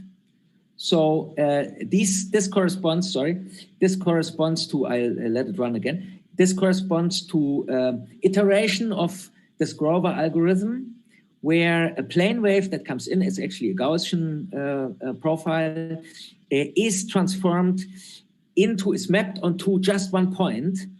I don't know whether one can see it, maybe in a moment.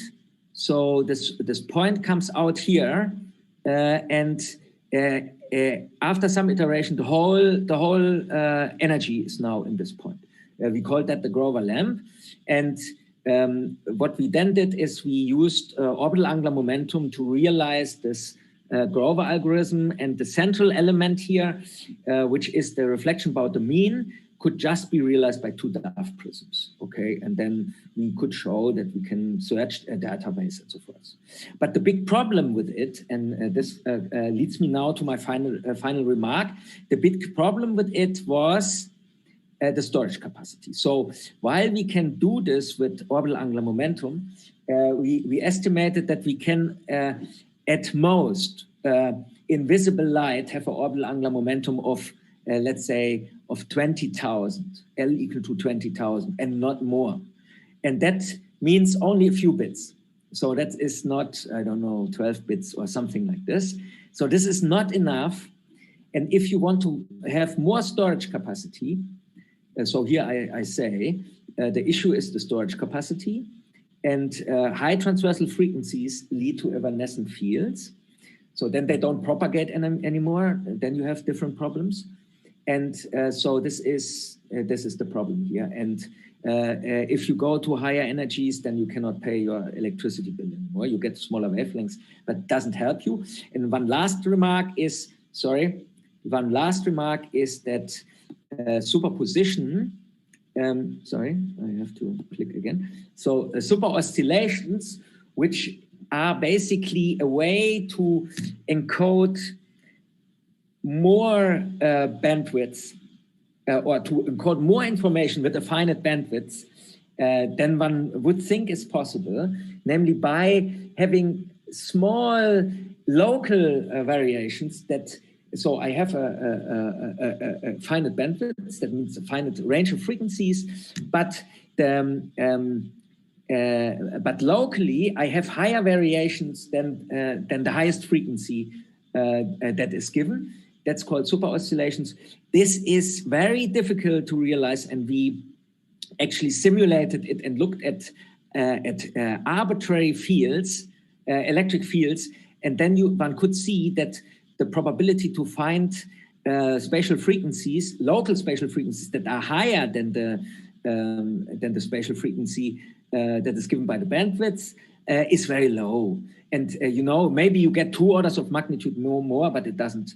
It will not help you to do quantum computation. So you could also look at super resolution, but that's a different subject. And I have one more way of solving this problem, maybe. And if you ask me during the discussion, I can talk more about this more. I thank you for your attention. I apologize for 3 minutes overtime, and I'm looking forward to your questions. Let me just go to the let me go to the final slide here, then you can see the overview. Okay, thank you very much. Thank you for an excellent talk. Now we are open for questions. There are a few questions in the chat box. Yeah, please read it out. Yeah, may I read it for you? Yes, please read it. I can't see the chat box. Yeah, so Abhishek has asked, can you explain how G operator for plane wave through this lens is G is equal to U of S1? I guess you have to see it like that question. So I will ask you that question later. Let me take another question. Okay. Avinash has asked, this representation of optical beams is very interesting. However, unlike a photon state, a classical optical beam will be unperturbed by a measurement. How does the state get affected under the measurement of some observable? Yes, that's a good question. Should I start with this, or do you want to read the others as well? Yeah, you can answer it and then I'll ask. Okay, good. Okay, super. So this is correct. So for optical beam, you know, this is a real difference. You do not disturb by measuring, you know. So of course, you know, it depends how you measure, but we can think of indirect ways of measuring so that you don't disturb, all right? So that's a real difference in this. And there is also a difference in terms of the philosophy of it. So it means basically superpositions. If you have a superposition of a photon being in different modes, then it is not reasonable to say that, or at least in my interpretation of quantum mechanics, that all these different superpositions are real. So only if you are a many worlds interpretation fan, then you could say that. But there it is like this, that only one of them will be realized during the measurement. While in classical optics, all these superpositions are really there. Okay, so it is not as if you know, as if there is you know, as if there is no reality in this. So, and this is reflected in the measurement as well. but that doesn't mean that you cannot do, for example, this quantum computation thing. It is in the opposite. It means that all the information is somehow there. But maybe it means, therefore, that you cannot have so much information, of course, because, you know, I talked about this, limited capacity, because, of course, if we have very big superpositions, then this cannot be real that I have 10 up to the 80, for example, different states in there. I mean, that is like from a conceptual point of view, that I would need 10 up to the 80 photons for that, you know, if they all would be real, because I must measure them somehow, must be able to measure them somehow. I hope this helps. Thank you. Yeah, so in continuation to that question, the second question is, with the Hilbert space representation and superposition principle, is it possible to conceive entanglement in this framework? Yes, it is. So if you look at the different degrees of freedom of the of classical light, right, then you see there is polarization, there is 2 spatial degrees of freedom, and there is frequency. Okay, so these are 4 degrees of freedom. And now you could have a 5th degree of freedom, which is the number of photons. So if you go to quantum optics, then you have a 5th degree of freedom, the number of photons. And if you really have the full Hilbert space of quantum optics, you need all 5. But in the books of quantum optics, they only show you mostly the number degree of freedom. So a big challenge is to really calculate with all 5 in such a way that we can use the full variety, and I think this is very important for quantum communication if we want to get that done. But if you leave away the quantum degree of freedom, so number degree of freedom, then there are still 4, and there is a tensor product. Every solution can be written as a product of f of t, which is which contains the frequency part. Let's say g of x and y and z, and then the polarization. Okay, where z is a parameter in this, because we saw that the propagation, you know, helps us to get the z dependence. I hope this answers the question. Yes, there is a Hilbert space, a tensor product of Hilbert space, 4 Hilbert spaces for the classical optics space. Yeah. So there is another question by Nitish. So he asks, is there any application of classical entanglement, that is non-separability, between different degrees of freedom in physical systems? Okay. Is there any, can you repeat that? Sorry. Is there any application of classical entanglement? Yeah. Is there any application of classical entanglement between different degrees of freedom in physical systems? Yes. So one I mentioned, and maybe it's the only at the moment the only commercially interesting application of entanglement. It's the application that you can measure how different is the electric polarization in different points of the transversal plane, and that helps you to cut metals. Okay, so this is a real application. Then the other applications, you know, I see in. Okay. Yeah. Okay, I have to think about it. I can tell you some applications in connection with quantum information processing. I talked about you know, about this quantum walk thing that can be simulated using the polarization and the spatial degrees of freedom. But yeah, if you give me a little bit more time, I have something in my mind about the frequency and the spatial degrees of freedom. It will come in a moment. Maybe I answer first some other questions, if there are still. Or maybe I'm at the end, I don't know. You have to invite me again. I still have a lot to say. So I think this is the last question. This question is by Sarang Bhosle. Is it any physical scenario where the concept of classical light can be explained? Sorry, can you repeat that again? I didn't get it. You want to ask, is there any physical scenario where the concept of classical light can be explained? Oh, what happened? I dropped out. This is not so good.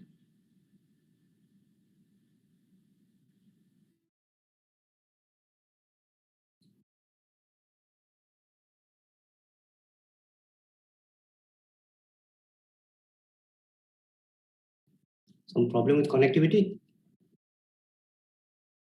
Yeah, it seems Professor Like, lost his connectivity. Looks like some problem. connectivity lost. Usha, we are taking a couple of minutes more from your time. Sure. Sure, no problem.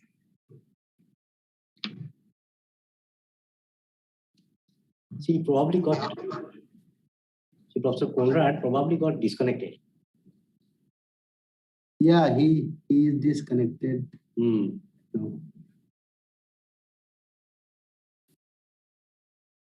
So what do we do?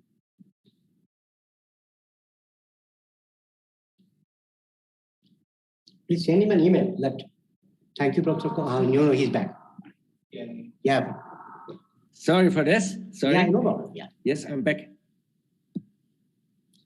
See, there was a question about classical light.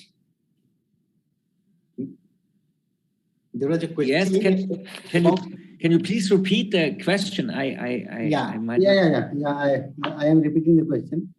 So, is there any physical scenario where the concept of classical light can be explained? This is the question. Is there any scenario where the concept of classical light can be explained? So yes, classical light, I mean, the whole field of optics is about classical light. That's what I meant by classical light. So everywhere where you, from a quantum point of view, you know, it's if you have coherent states, then you know, the expectation value of the electric field looks like the usual expression of the electric field in classical optics, and then you can do classical optics.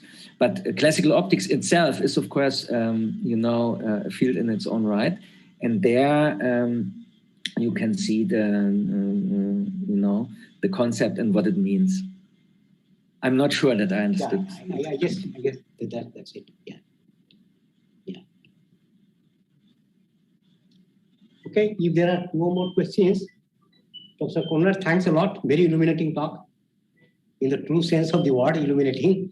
I really enjoyed the talk. Thanks very much. And we'll be in touch. Thank you so much. Thank you. Yeah. Okay. Thank you. Bye-bye. Bye-bye. Hello. Yeah. Hi. Hi. Yeah, that was Thomas, huh? Yes. Thomas Conrad. I don't know whether he's still there. Hi, Thomas. He's there. He is there. So, it's my pleasure to welcome Professor Usha Devi to give a talk for this session. And I don't think I need to introduce Professor Usha Devi here. She is a very well-known physicist, and I myself had the opportunity of interacting with her a number of times and have benefited by them. So without much ado, I would request her to begin her talk. Usha, please. Thanks for your kind words. Yeah, we can just add that any conference or any workshop in India from very beginning on quantum information, quantum computation, I think Usha has been there. Yeah. I'm really, thank you so much for so much of praise. I don't know whether I'm worthy of it. You But certainly anyway, are. I hope. Thanks for these kind words, and thanks Professor Panigrahi and the organizers of this workshop for giving me an opportunity to present this talk. So let me share the screen.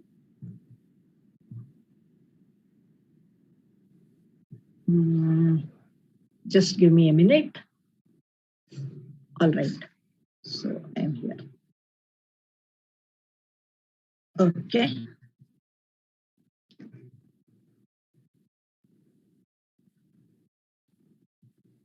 So can you see the screen? Yes, we can see that. But it's not in full. Yeah, ma'am, you can go to the view. Yeah, I'm trying it. 1 minute. Yeah, now it is. All right. So,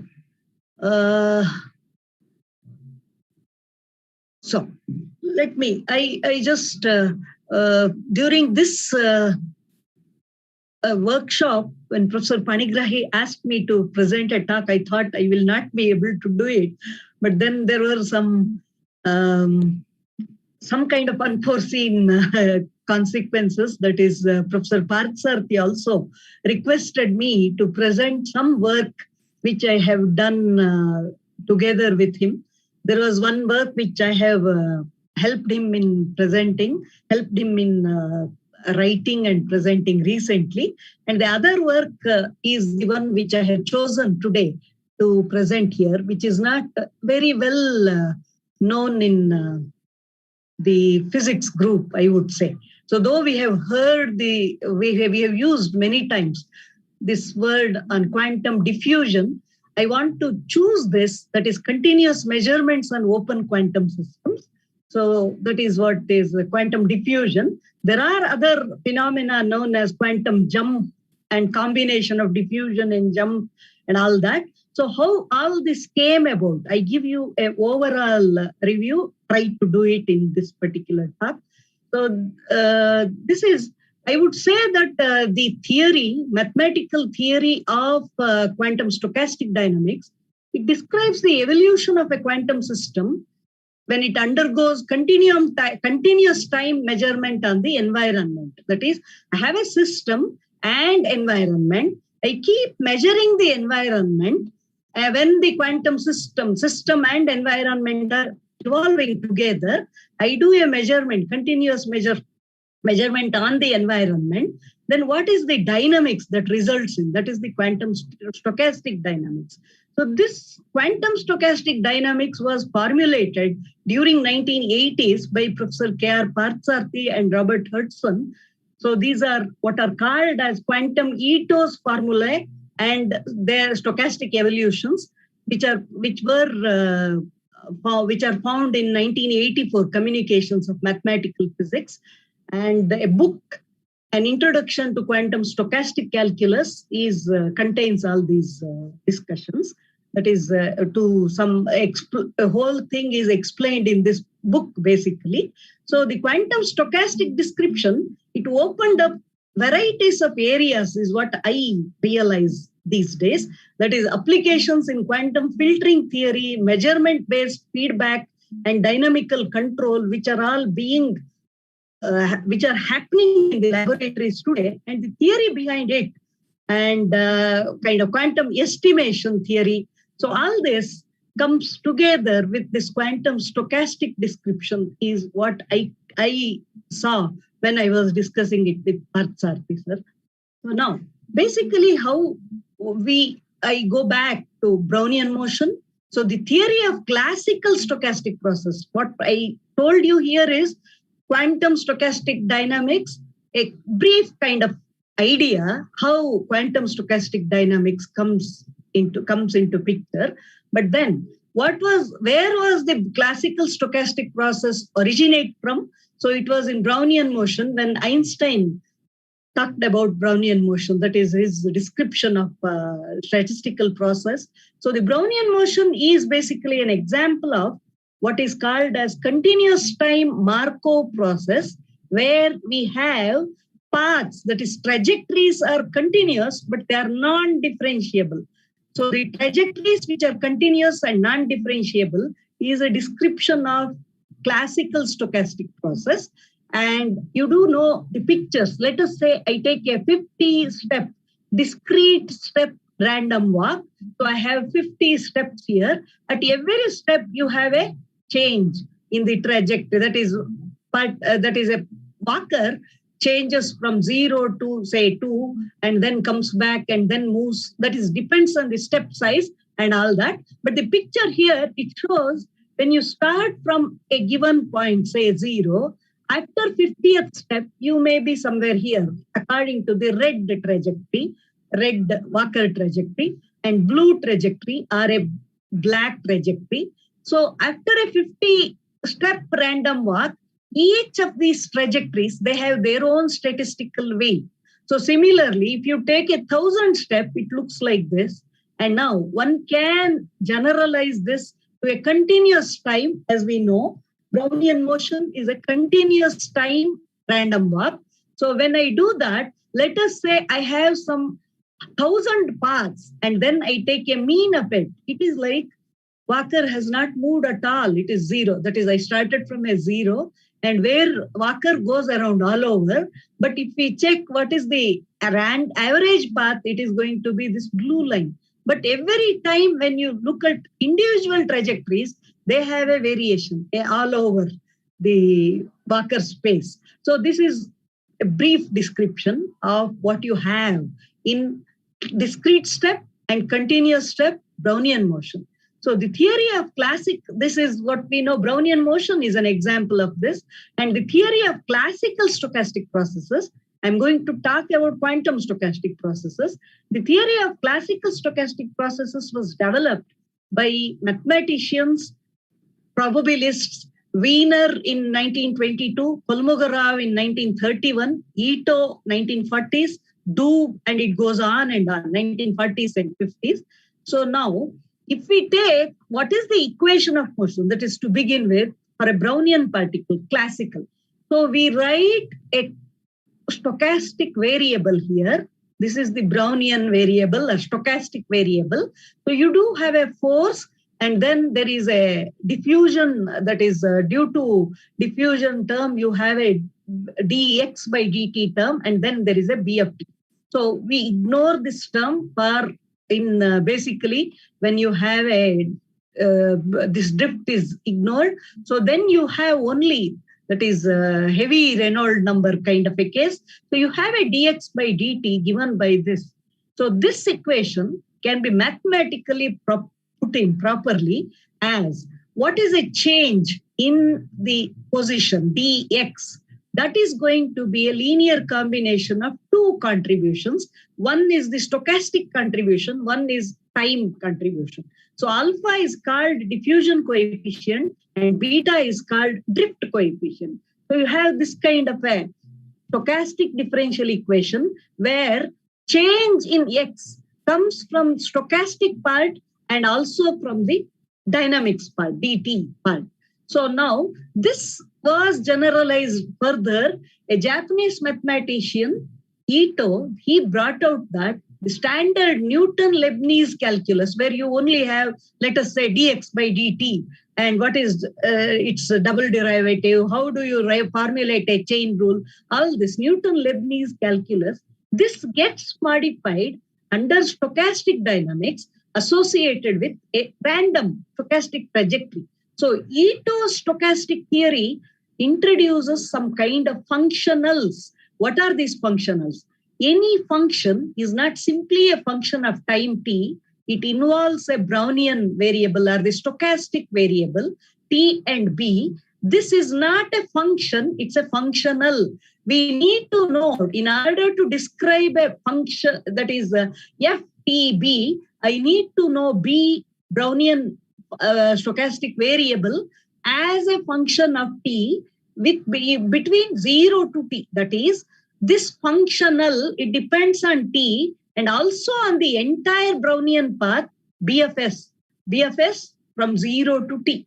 So in the interval 0 to t. So that is what defines any functionals. And then we have formulate stochastic integrals involving, let us say, two functionals. That is, I have a x of t, only t. How does that come from?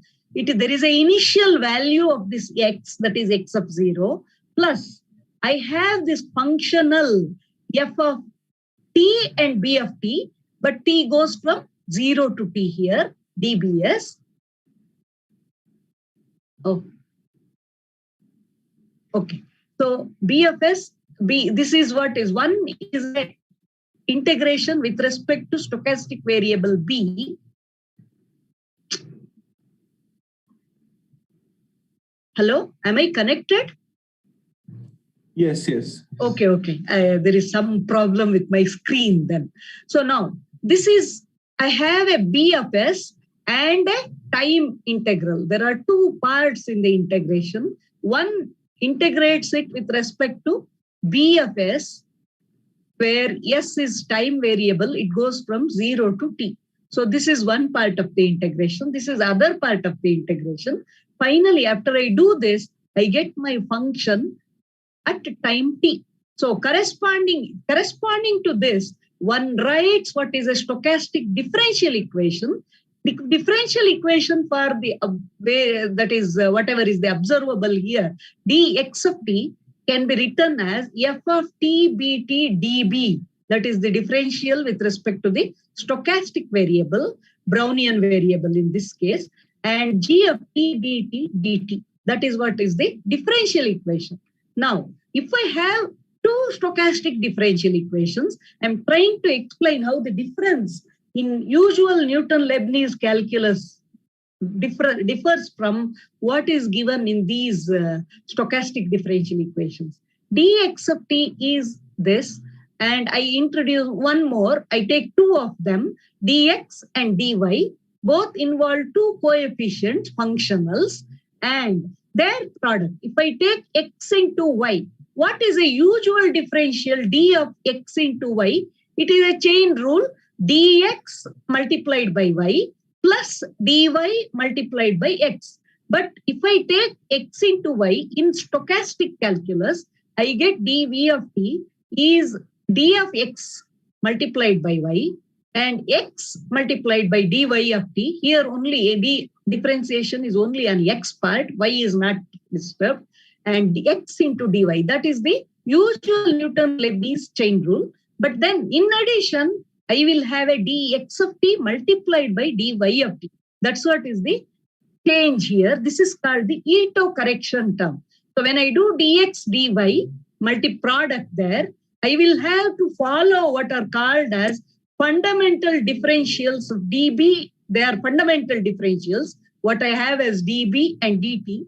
And if I take db and dt, their multiplication rule was given by Ito. If you take db into dt, that is 0. This is a theorem. So what is written in Ito's paper? db into dt is 0. db into db, that is two differentials here, they will correspond to a time derivative, and dt into dt is 0. Now take dx and x into y. You have dx alone and y of t, x alone and dy of t, and then multiply dx and dy. If you take them, you do have a f into h db squared, which is a dt, and f into k db into dt is 0. G into h dt into db is 0. dt into dt is 0. So you do have dx into dy to be given by this quantity that is called Ito's correction term. You have that to Newton-Leibniz calculus. That is how you do classical stochastic process. And in classical stochastic process, one realizes that diffusion. I mentioned that you have a random walk problem where you have several trajectories. How do you average them? You have a probability distribution. The probability distribution is a normal distribution or a Gaussian distribution in the variable b, that is called as diffusion. Or you have a jump trajectory where you have what is called as Poisson distribution. These are called processes, classical stochastic processes involving diffusion and jump processes. Correspondingly, we have these kind of differential equations which we have to solve. X of t has to be solved. Either you solve an integral equation or you solve a differential equation. The result is what is important when you go ahead with the theory of stochastic calculus. So now, if I come to now quantum systems, I want to discuss that is how it can be applied to open quantum systems. So we have, what is the stochastic dynamics there? So now let us say I have a system and I have an environment. System and environment are interacting with each other, and my detector detects only the environment. It doesn't touch the system. This is what is known as quantum non-demolition experiment, where I only have an eye for the environment. Through what I measure in the environment, I get to know how my system is evolving. So this is explained in the equations here. That is, I have a psi, which is for the system, and at time t, system and environment are in the state psi. So that is, initially I have a system, and environment is several copies of the environment are there for me.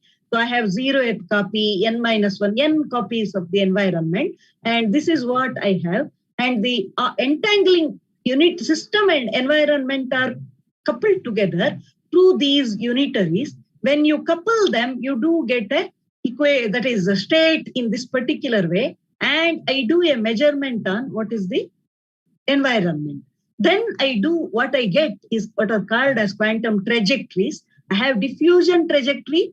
These are the trajectories of what I read for the system finally. So now this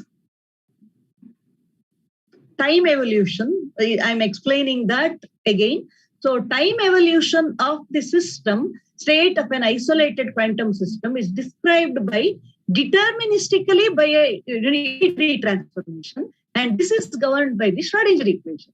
So now non-unitary but linear and deterministic open system Markovian dynamics is described by the Gorini, Kosakowski, Sudarshan, Lindblad, called GKSL master equation for the system density matrix rho t. So this is the equation which one is familiar with. That is, if I have an open system dynamics, the two in the Markovian limit, I have a master equation for the system density matrix, which is interacting with the environment. Let us say another coupled system. So now there are L, these operators are all system operators. Rho is the system density matrix. So now we do have a notion, that is, it came out that whatever is the dynamics here is irreversible, and this irreversible Markovian dynamics of states as well as observables of a quantum system, this is described by one parameter semigroup T suffix T of what are called as unital completely positive maps on the algebra of bounded operators in the associated system Hilbert space. That is, we have a mathematical formulation of all this through what is known as irreversible Markovian dynamics, where I do see that this kind of a dynamics is irreversible and it can be described in terms of a generator, and there is a semi-group for which I can find a generator. So this, since the discovery of this form of the generator, which we called as Lindbladian, there have been attempts to understand the stochastic processes from which L arises. That is, what I'm trying to say here is this dynamics is an averaged kind of a process. That is how we saw different trajectories are possible for a Brownian motion. I average it over. What is averaged over is going to give me the final master equation form for a Markovian dynamics. In this kind of a averaged out formalism, I do have a generator L for a semi-group. So now this generator might have come from some stochastic process. What is the stochastic process which results in this Lindblad generator is the question that was asked. So this has mainly given rise to two different approaches of constructing the processes, that is stochastic processes, which lead to the generator, Lindblad generator. So I'm going to just outline these things. That is, one knows about Schrodinger equation, unitary transformations. Then when we have an open system dynamics, we have a Markovian dynamics, and then a master equation for an open system Markovian dynamics. But then we do have a generator, Lindbladian generator. And question now is there a stochastic process which leads me to this generator? That is the question. In the similar way as how we have classical stochastic processes. So now this was one attempt of this. Was I'm only here mentioning Gisin and Percival because we studied this particular paper with the Professor K.R. Partsarthi very in detail. But historically speaking, there are many such attempts on how to get a diffusion equation for using in a quantum trajectory approach. So I want to take this as kind of a, I start with the Gisin-Percival approach. So the Gisin and Percival, they explored possibility of constructing the dynamical semi-group with the GKSL generator, Lindbladian, through classical diffusion processes. They thought, I do have a Lindbladian operator after averaging over a classical noise, which is a diffusion process with values on the, okay. So I do talk about a trajectory of states. I have state, quantum state, pure state is normalized to identity. So I say that the values on the unit sphere of the system Hilbert space means I have a pure state evolution. I take a pure state evolution driven by some standard Brownian motion. This is the mathematics. When I have a pure state, which is a pure state involving both system and environment, and it is driven by a standard Brownian motion, then there is a probability measure. I average over the probability measure, and then I get the master equation. How do I construct it was the question. So this process, they postulated, Gisin and Percival postulated a non-linear diffusion equation. Remember, Schrodinger equation is a linear equation, but a diffusion equation is non-linear on the unit sphere involving differentials like how I spoke about a classical stochastic differential equation. You do have a quantum stochastic differential equation involving a dB and dt, diffusion and drift coefficients. That was formulated, and this classical stochastic differential equations for processes with values on the unit sphere of H. What do I mean by values in the unit sphere is these are processes with pure states being changed from one state to another. They are connected. Psi at time t is connected to psi at time t plus dt through these stochastic differential equations. They are called stochastic differential equations. So now we have for any initial state, let us say phi naught, in our system Hilbert space, what is the Gisin-Percival stochastic Schrodinger equation? This determines a trajectory psi t of b, that is, there is a Brownian motion, psi t of b at time t greater than or equal to 0. This is a pure state. I have a pure state. How did I get it? Is a process.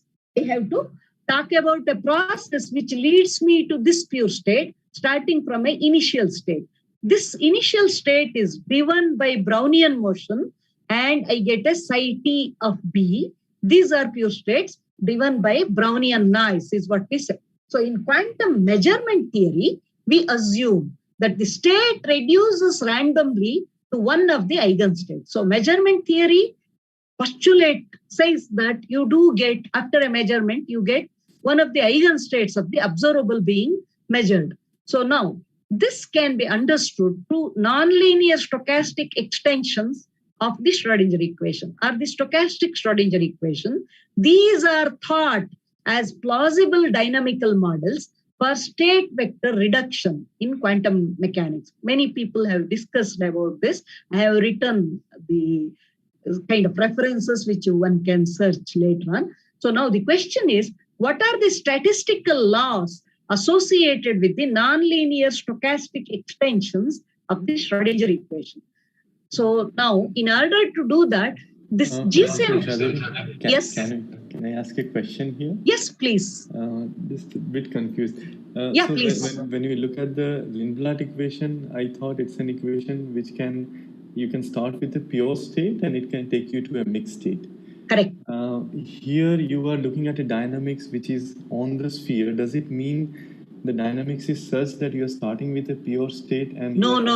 It's more general. Okay. What I'm trying to say is, after you integrate over the Brownian noise, that is, you have to average over the Wiener distribution. After you do that, what you get is this equation. That is what I'm showing here, equation 1. So that hidden kind of, what you call it as a hidden variable model kind of a picture where stochastic dynamics is the process which we have to average over. Once you average it over, what you get is what we well-known Mast equation for Markovian process. Non-Markovian is still being probed, is what I would say. Right now, what I'm talking here is the Markovian dynamics and the underlying stochastic dynamics. And when you start with a very pure state in the system Hilbert space, and there is a pointer state on the environment, I evolve them, I do get a pure state on the unit sphere of the system and the environment Hilbert space. But if I don't take the Hilbert space of the environment, I will treat it as a Brownian variable and I have a classical stochastic process.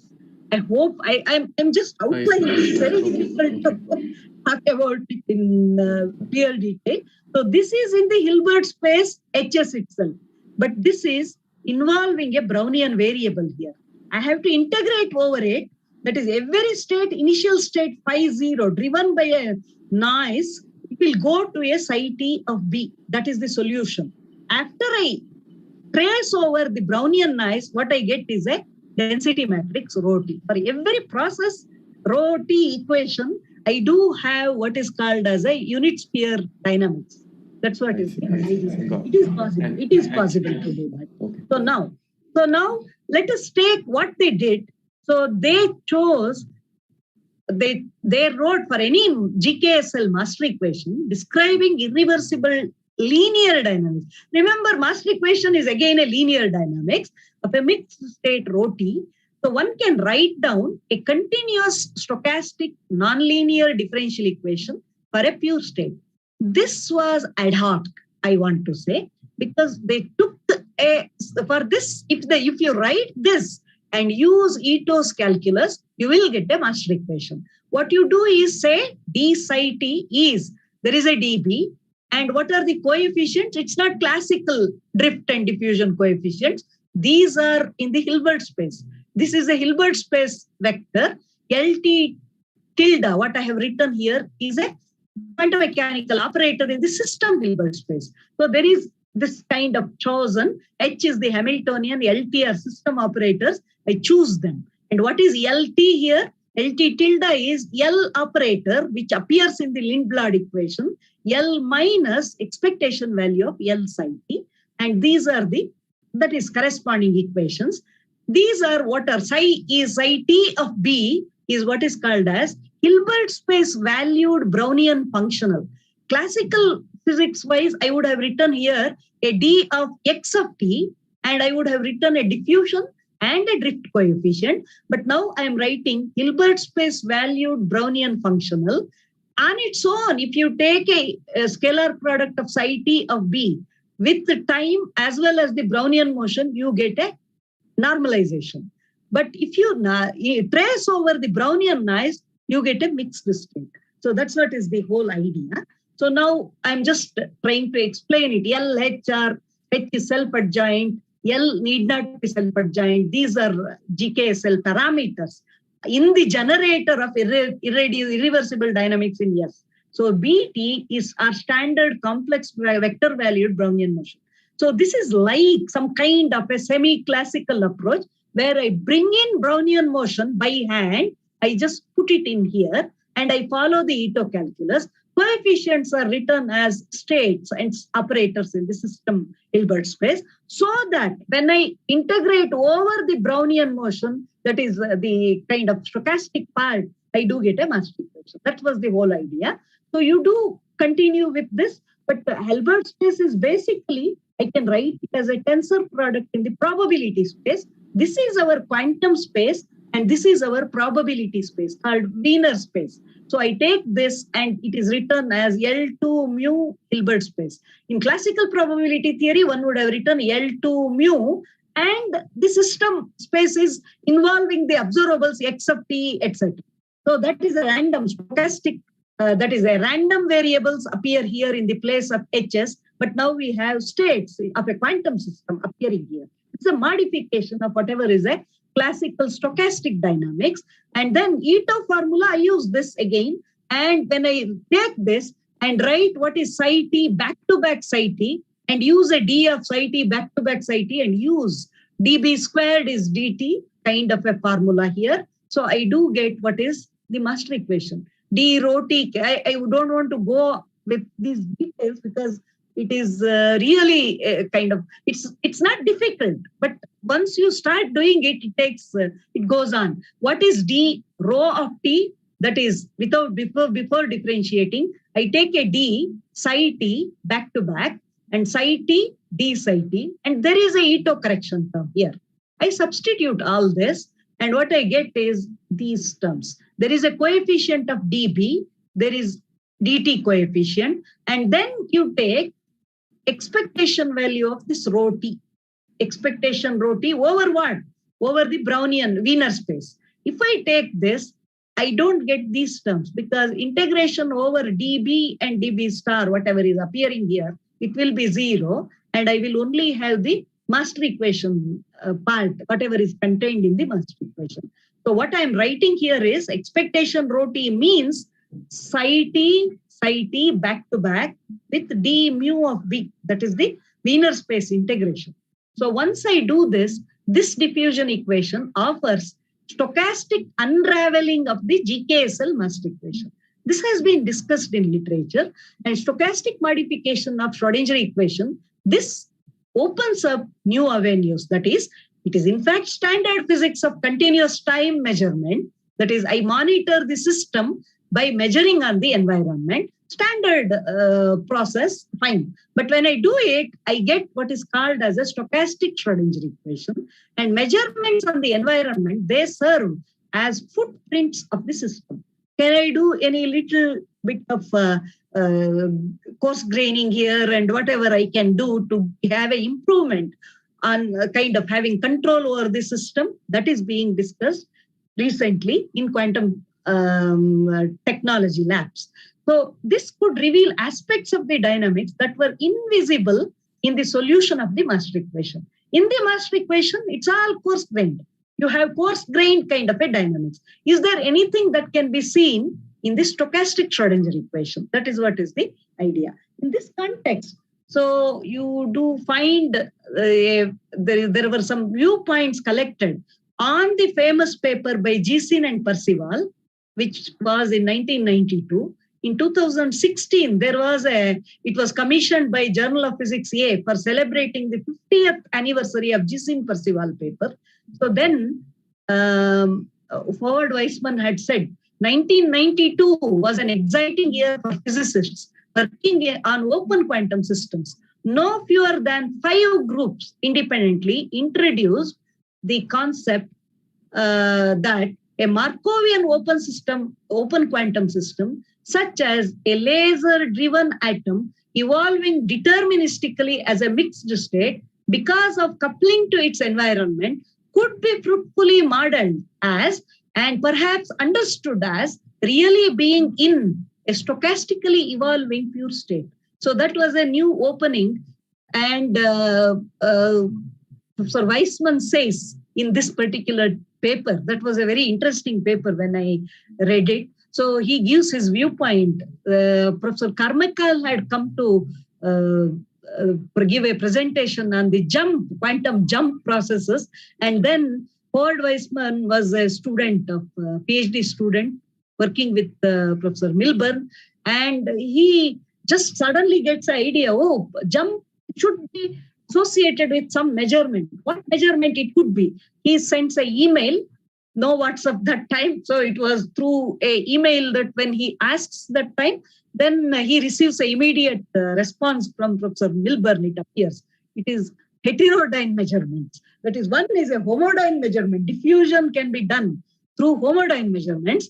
Footprints of the system can be seen through homodyne measurement and through heterodyne measurement. Are there any other measurements possible? Is an open question. So that is in a atom driven, in a laser driven atom. Laser, that is system is atom, and then we look at its trajectories, etc. So this was the whole, that is starting point. So in an atom field interaction, if a homodyne measurement is done and one continuously gathers information about one quadrature of a light field, the state of the atom fluctuates continuously as information is gathered. This is like a Brownian motion of the atom, and this continuous time fluctuation of the atom is diffusive in nature. But if you take a photodetector, which continuously monitors for whenever photon is detected from an environment. So this clicks, this is what are called quantum jumps. This indicates a large change in the state of the atom. So do I have an equation for the state of the atom whenever a photon is absorbed? So that is the stochastic equation for the atom. So this results in a jump-like trajectory of the atom. Can stochastic modification of quantum mechanics help replacing von Neumann's collapse postulate?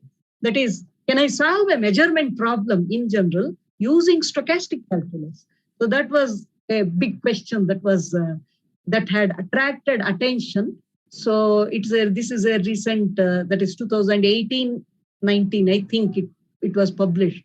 So Professor Gisin says, collapse, what else? That is, he claps for stochastic calculus. He gives an overview of many worlds interpretation and all other things. And then finally, he talks about what is really kind of a hopeful thing that one should look at is the stochastic calculus. So he points out various lacunae in Bohm's hidden variable models, many worlds interpretation, and all other things. And then finally, he coins the stochastic dynamics and says collapse is what is the result of it. This is a kind of stochastic trajectory, if I say so. So this is for, if I take a Hamiltonian as well as the Lindblad system operator L to be A dagger A. In such a thing, we do check what is the photon number that I calculate, that is A dagger A, not as an average, but as each individual time. When I start with counting it as a function of time, I get different values here. So, but as time progresses asymptotically, you do find variations which are not integers. So you do have that is when I take at different points, they are varying variously, but they settle down to integer values, 9 here, 7 here, 5, some kind of a thing. That is an indication that the state has collapsed to one of the eigenstates. And this picture is coming from the solution of a stochastic Schrodinger equation for the photon number that one takes. So there are various other things where stochastic processes and quantum state reduction are combined. So if you choose a self-adjoint system observable, it is shown based on the classical stochastic equation for the variance of the observable A, the variance of what you measure as an observable. What is the variance? If you choose the system to be in an eigenstate, it is going to be 0. So if you choose the L in the Lindblad equation to be our observable A, variance of that observable approaches 0 in the asymptotic limit. As time goes to infinity, you have this to be 0. Or every trajectory approaches one of the eigenstates of the observable A in the asymptotic limit. This was also predicted earlier. And now comes, that is, I don't know how much time do I have now at this point. You have time 6:30. So you have a lot of time. Okay, fine. So then I will try to explain, but this is a whole opening for new students and other, that is people who are interested in. I will try to explain now. So now, basically what I told you was Giessen Percival approach, where they started putting in by hand what is Brownian motion, like how one did a classical stochastic process. They put in the coefficients by hand so that when you have an average, use the Ito calculus, and then finally you do get GKSL master equation, Markovian process. Now what we have here is basically other approach. What in 1984, there was a discussion, that is a whole thought about quantum stochastic differential equations was formulated. This Hudson and Parsarthi were not aware of Giessen Percival equations and other things. They came from a mathematical background where Ito was well known and Ito's calculus was well known. And they asked a question, how do we develop the operator dynamics, like how Newton-Leibniz calculus was changed for the classical classical random variables? Is it possible for me to do it for quantum operators? That was the question. So, and then they formulated, Hudson Parsarthi HP, they introduced what are called as operator valued processes. Earlier, we had classical stochastic processes for random variables, but now they introduced operator valued processes where in the Hilbert space of system and a reservoir. I take a system and reservoir where HR is the Hilbert space associated with the reservoir. So in principle, I take a tensor product space where my system is HS and there is a reservoir. I couple them, they evolve. How do the operators in Heisenberg algebra, how do they change when I have a measurement on the reservoir alone, continuous time measurement on the reservoir alone? So this open system dynamics is equipped with a quantum Ito formula. That is how we had a classical Ito formula for stochastic dB into dB is dt kind of a thing. What is a quantum Ito formula? This leads to the theory of quantum stochastic differential equations. So now, what they had tried to do. So with the help of this, the construction of one can construct, basically in quantum equation, we do talk about a unitary dynamics, where unitary dynamics is deterministic. But now the attempt is to formulate a unitary operator valued process. That is, instead of a unitary operator, can we have an operator valued process where all the stochastic components are contained in this unitary operator? So I have a U of t. This is a combination at time t greater than 0. For all values of t, do I have an equation governing a possible unitary operator valued process? This is what they address to begin with. So this unitary value operator valued process satisfying a quantum stochastic differential equation in the Hilbert space, tensor product space, system space, and a reservoir space. This turns out that for a given GKSL generator L, that is from there upward, it is independent of what Giessen Percival did. So for every GKSL generator, there exists a canonical unitary operator valued process. Process is a different term coined for stochastic evolutions. So this process in Hilbert space, obeying a quantum stochastic differential equation of, let me not read it, but I will only say that there is a kind of equation which I can write. What is X initially? I write X is a system operator, tensor product, identity on the reservoir space. I am only interested in evolution of the system operator, X tensor identity, and I want to have a U of t obeying a stochastic equation. This UT dagger UT, and my initial state is chi is the system state pure, and omega 0 is like some kind of a environmental indicator state. So chi tensor omega 0, phi tensor omega 0. This gives you a matrix element of my open system dynamics. This is the exponential Lindblad operator acting on, this is observable X, that is the dynamics. So all x belonging to the system Hilbert space, and phi and chi are system states. I'm not using the Dirac notation here.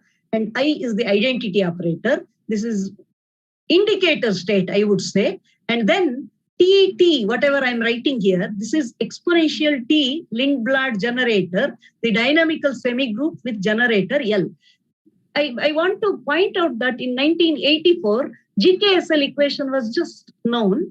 And then Hudson Partsarthi tried to have a stochastic process kind of a evolution, giving you this generator L. So that was different from what Gisin and Percival had done. This is a purely mathematical approach, but both agree with each other is the recent work that I had worked with Professor Partsarthi. But this is a clear directions that one has here. What is irreversible? Discrete time dynamics. We begin with a discrete time dynamics, then go to a continuous time dynamics. Like how we started with a Brownian motion, starting from a random walk, one can understand discrete time dynamics better, then formulate a Hilbert space analog of a continuous time dynamics. So let us consider a finite system in a Hilbert space Hs. I have a Hilbert space and I take some values, a kind of a uniform probability distribution with, let us say, I have values of some stochastic random variable. I have a system. I have some kind of classical like values taken by the observable. That is, I measure something, not the system. I measure something which takes values 0, 1, 2, etc. These are outcomes of my measurement with what probability? They have probability 1 divided by k. That is, it is a k outcome kind of a result. K outcomes are there. 1 over k denotes the probability, uniform distribution. So if I take such a case and then I denote using Dirac, it's not quantum, but I write a x ket.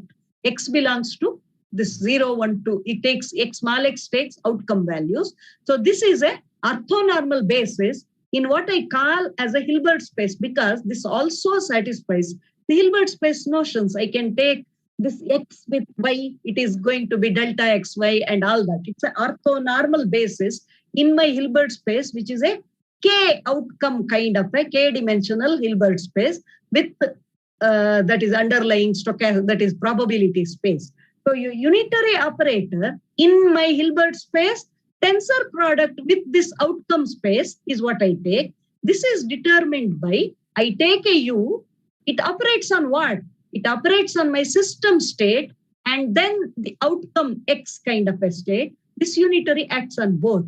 And what do I write for the result?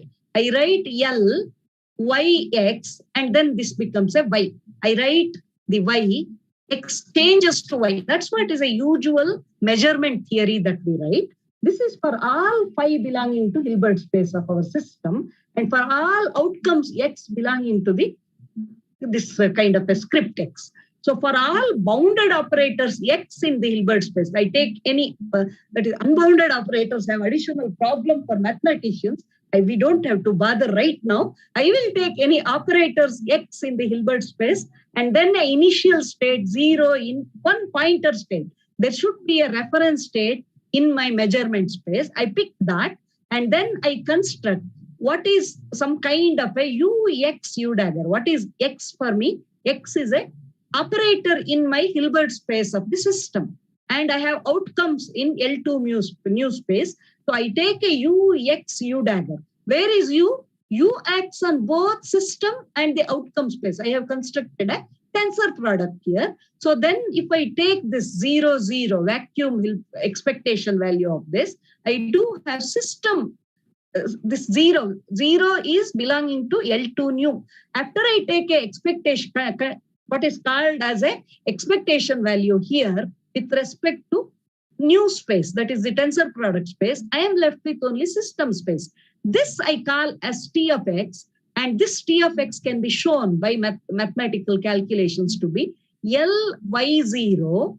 This is a system operator having dimension of the system space. So Ly0 dagger x Ly0.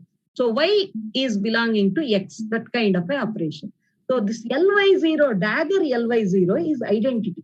This is like a cross operator that we know. So there is a measurement kind of a picture here. This leads me to what is called as a semi-group, what we know in GKSL equation. So now if I take this, if I take a probability space where I have this x outcomes and nu is a probability measure, I take a n-dimensional tensor product in that kind of a space. What am I doing? I want infinitely many copies of the environment. So in the discrete time dynamics, I introduce x tensor n times. And then I call this as L2 of mu. This is the reservoir Hilbert space. And global system reservoir Hilbert space is this. And then my reservoir space has natural product orthonormal basis, that is x1, x2, xn, etc. So I write it like that. And the state omega 0, I take all this n tensor product and write it like this. This is my reservoir vacuum. If I take that and denote by some u0j, the unitary operator in the total Hilbert space. If I take this, I have Lyxj for one time measurement, where y is replaced by xj. That is what we did in the single example, single outcome kind of example. So I have this. And then if you take multiple measurements at different times, you are measuring on the environment. Let us say x1 is measured, x2 is measured. On one of the tensor product spaces, you are making a measurement. That means you are applying a u0. So un, I call that as u0n, u0n minus 1, etc., u01. So in such a case, un, this determines what is called as a discrete time Schrodinger evolution. It's not very illuminating, but it looks like this. So do I have a continuous time Schrodinger evolution? That is the question that can be addressed. So for all states, I have this kind of a complicated summation. One can indeed simulate it and check it, fine. But this is the equation. So in this, suppose I have any operator x, I am writing un dagger x tensor ir. This I already showed you. So this is t to the n, that is I have a nth discrete time kind of a dynamics. So question that HP asked was, can I have a continuous time generalization of this kind of a equation? What is the calculus that is associated with it? So now we take psi naught, that is all this is there. I don't want to go here. Post-measured state, that is after I do a psi n, where all these are there. So some of the states are still left. I have not yet measured them. So the rest of the things, U has acted on them. Whenever U acts on a omega 0, which is continuously zeros everywhere, all these half of the zeros have become y1, y2 up to yn. That is equivalent to n-step discrete dynamics, and other things are still zeros. And then what is the kind of, I have a classical output, that is outcomes, that is y1, y2, etc. And what is a post-measured state here? Psi n, y1, y2, yn, that is going to be given by L's operating on initial system state phi 0, and then the normalized state there. That's what is the post-measured state, what I have. So now we do know that yn plus 1 is related to psi n. It's like a Brownian motion. That is nth step state gives you n plus 1 step state. So this is a HS valued, Hilbert space valued random variable. The state itself is a random variable, and it's a Hilbert space valued random variable. So, and I have a Markovian sequence for every measurement, y1, y2, etc. So now this is what they thought. This is this classical stochastic process in the wake of successive measurements, but this is discrete. So in order to do that, this is the picture that one can draw for a discrete step stochastic process. So I have this is a model, just a model to think about.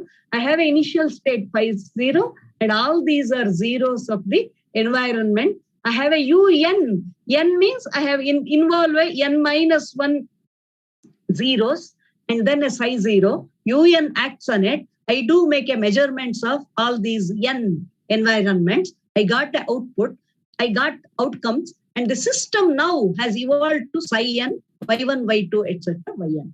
So this sequence is Hilbert space value. In the sense, it's a pure state belonging to Hilbert space, and this is a random variable. This is a random variable, and it depends on what are the values of y1, y2, etc. If y1 is say 0, y1 is 1, etc., y1 is equal to n, etc. What is the probability that I find it? All that can be calculated. So this is a classical discrete stochastic process. y1, y2 are classical discrete stochastic processes, but I have a Hilbert space kind of a generalization. Now, replace discrete Schrodinger evolution by what is known as Hudson-Parsathi unitary dilation. So that is what was developed. So I will just try to point out again. So what I have is, there is some kind of unitary evolution, un, but one can formulate a differential equation for a continuous time unitary evolution corresponding to the dynamical semigroup. We have a marker to check.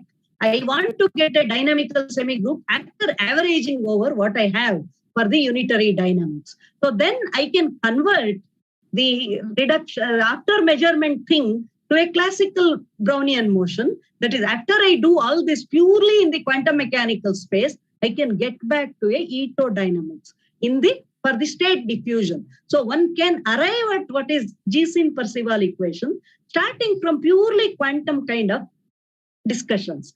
So now how do I get what is called as a continuous time tensor product structure?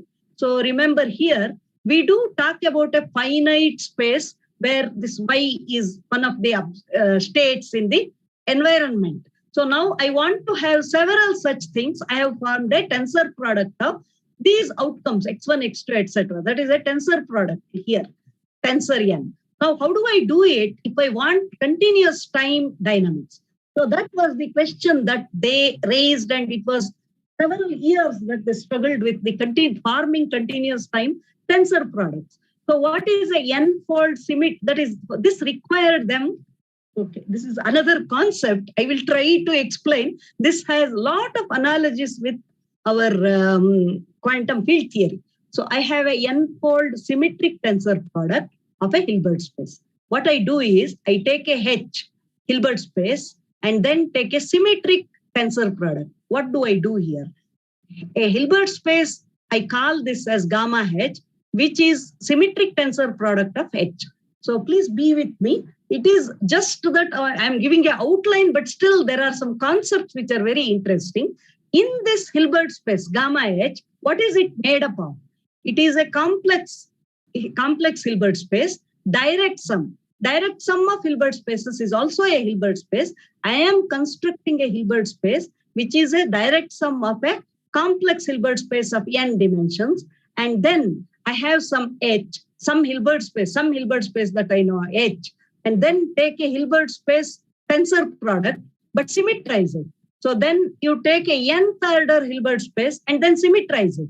So this is what is called by them as a boson-Fock space, because it is symmetrized Hilbert space. If I can construct it, there are some interesting features here. Each of these sums here, each of the direct sums, this is a subspace of this gamma H, and one can call this as n-particle subspace. The one-dimensional subspace of all complex scalars, this is called a vacuum subspace. This is vacuum, and this is one particle, this is two particle, etc. So I will try to explain it. Any element of Hilbert space here, this is called a n-particle vector. That is, if I have a state space, each of these give you one particle, two particle, etc. Call this. That's a nomenclature. And I can define what is called as an exponential vector. This is like our coherent state construction. I have an exponential vector where it is in the boson-Fock space, and it is given by 1 plus a state U and state tensor producted with 2, U cross U tensor U, U tensor R divided by R factorial, etc. This is an exponential vector, and this exponential vector E with 0 is called as the vacuum vector. Construction is similar to what we have in field theory. So these exponential vectors, if I do the mathematics properly, for every vector, okay, I am telling you about what is a boson-Fock space. For that, I need a Hilbert space, and that Hilbert space is tensor producted. So H tensor H tensor, n part H, etc. That is the Hilbert space that I am working on. And each of these H has a wave function, that is, say, ket vector. So I take a ket U belonging to the Hilbert space. Then I form a vec state in the boson-Fock space. That is of the coherent state kind of a construction. And in this U, if I take a U to be a null vector, or not null vector, what is called as a vector belonging to the C, then I call it as a vacuum vector. And then for any U and V belonging to the Hilbert space that I picked, I get EU, EV. It is exponential of U with V. I have two Hilbert spaces here. One is a Hilbert space curly H. One is a Hilbert space which is a boson-Fock space. In the Hilbert space H, I have U and V vectors. And in the Hilbert space gamma H, that is boson-Fock space, I have exponential vectors. If you take a scalar product of them, you do get exponential of the scalar product of U and V of the Hilbert space H. So they are called exponential vectors because their scalar product is a scalar which is exponential of scalar product of the vectors belonging to the early Hilbert space that I have picked. So now I have any finite set U1, U2, etc. EU1, EU2, etc. This is linearly independent. I can use that as a basis. And with this, I will just try to say that if any linear operator is there in the H Hilbert space, we have a corresponding operation gamma T. For every operation T on this Hilbert space, I can define an operation in the boson-Fock space. Through what?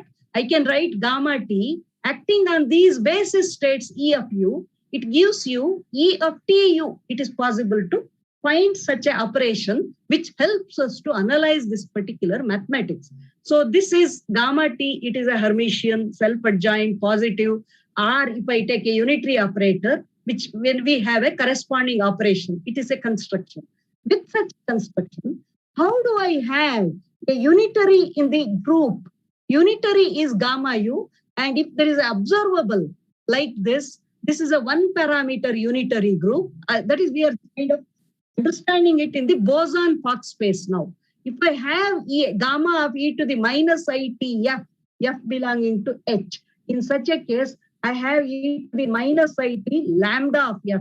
So that is a generator, etc. All those things can be done. But now I have some kind of isomorphism here. If I have exponential vectors, tensor product of them is also a exponential of u1 plus u2 plus etc. un. That is direct sums also are there. So I try to use this, and now I come to continuous tensor product, continuous time tensor product. So if I take a Hilbert space H and corresponding boson-Fock space, when I write this, I have defined a scalar product here, and result of a scalar product is defined, and boson-Fock space is gamma L2 of R plus, that is on this Hilbert space. If I take a partition, let us say 0, T1, T2, Tn, that is different times of R plus. R plus means I have defined it for the time. That is, my Hilbert space is a kind of marker for time. That is, it involves elements from R plus. I have T1, T2, etc. there. So these partitions, I partition R plus into T1, T2 in this particular way. Time progresses from 0 to infinity kind of a way. So then I have what is in gamma H, I can write my boson-Fock space as boson-Fock space, which is linked with time between 0 to T1 and T1 to T2, Tn minus 1 to Tn, etc. That is, I can partition it. This is the tensor product structure that we look for. That is, what is time here? Time is labeled by a particular Hilbert space itself. That is, I have a boson-Fock space. That boson-Fock space carries up to time T1, one boson-Fock space. Between time T1 and T2, there is a boson-Fock space. So it is like that. How did it come from? It is because the linear independent exponential vectors, when you take a tensor product, they reduce to exponential vectors of the direct sum variety. So I can have this feature leaving me to exponential vectors in Hi, I going from 1 to n. So there there is a structure when I want to have a marker for time. Time T1 is in this Hilbert space. Any measurement done, I do it here. Or at time T2, I do it here. So, and then all this are carrying my system along with it. So I can talk about system at different times when I do a measurement on the environment. So this, then I do have an environment, exponential U, and I want to avoid some of these things. So let me try to say, can I try to do this? Because I think it is little, wherever I want to talk about it, I will try to explain it. So I can introduce what are called as observables in my Hilbert space, called P of U and X of U. So this P of U on the exponential vector, I have a particular property, that is, this can be constructed. I can construct what are called as annihilation operators and creation operators in terms of P and X, like how one does for a harmonic oscillator. It is possible to do that in the boson-Fock space spectrum. I have annihilation operator in particular way. What is U here? U is a state in the Hilbert space using which I have constructed a boson-Fock space. So with that, I can see that these AU and AV, they satisfy a commutation relation. These are called as canonical commutation relations for A and A dagger. Fine. So now what I want to say here is, if this is similar to harmonic oscillator, but not exactly the harmonic oscillator kind of thing. But if this, see, I am constructing such a Hilbert space using a Hilbert space curly H and constructing a boson-Fock space so that I can have a continuous time spectrum. And then what I do here is, I have, this can be reduced to a discrete time structure also. And then what I try to do is, for every unitary operator, how do I do it is the question. Let me try to, I think I have ambitiously put in many things here. So now I will just come to what is a quantum system again, and then coupled to a reservoir R in a boson-Fock space. Now I link all that mathematics with what I have here. My reservoir space is basically, I have a L2R plus. I can introduce many modifications here, and a noise is described by the observables in the continuous tensor product Hilbert space. I can model the environment in terms of what is called as a continuous time tensor product space. That is what is very important here. And then I can write what is the 0 to T Hilbert space. I have my system Hilbert space, which is staying as it is, tensor producted with 0 to T. That's what I have. And T minus 1 to TR, no Hilbert space. HS is not there. It's only this. I can model it. And then I can introduce what is creation and annihilation operators, which is called in terms of Hilbert spaces here. A is an annihilation operator, but I take it up to time T and beyond time T, kind of annihilation and creation operators. With that, what I will do here is to have a quantum stochastic process. These family of operators, AK and AK dagger, they are called annihilation and creation processes, because instead of a DB that I had, Brownian motion, I have a DA dagger and DA and then time. So earlier in classical stochastic processes, we had only a DB and a DT. Here it comes as DA dagger, DA and DT. So I do get this kind of stochastic processes where these are what are called as operator valued processes. So from them, it is possible to have a quantum Ito formula. If I multiply DA, DA together, it is 0. DA, DA dagger. DA, DA dagger is some kind of a DT, proportional to DT. This was what was evolved in 1964. Now one can look at how to go from the Hudson-Parsorthy formalism to the Gisin-Percival formalism by constructing what is called as a unitary process. What is a unitary process? That is, if I have a unitary, basic idea is I have a unitary operator in my Hilbert space. I do Schrodinger evolution. Now, if I have a unitary process, I can do a measurement and then look at the system trajectory.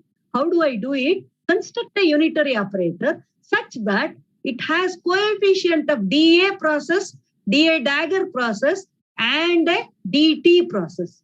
So if I write all the coefficients here, now I have two processes are written, coefficients are system operators, and then I ask what gives me du dagger u dagger u should be 1.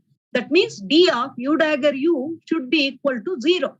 So d of u dagger u. So I use Ito calculus, quantum Ito calculus, and find that it should be particularly dA dagger coefficient should be Hermitian conjugate of dA coefficient with a minus sign, etc. This can be worked out.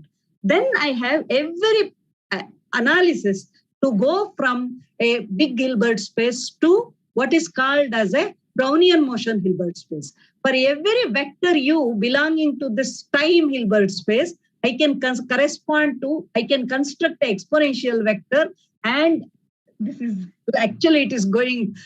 I think I am not able to connect. It's very difficult to talk in an online presentation.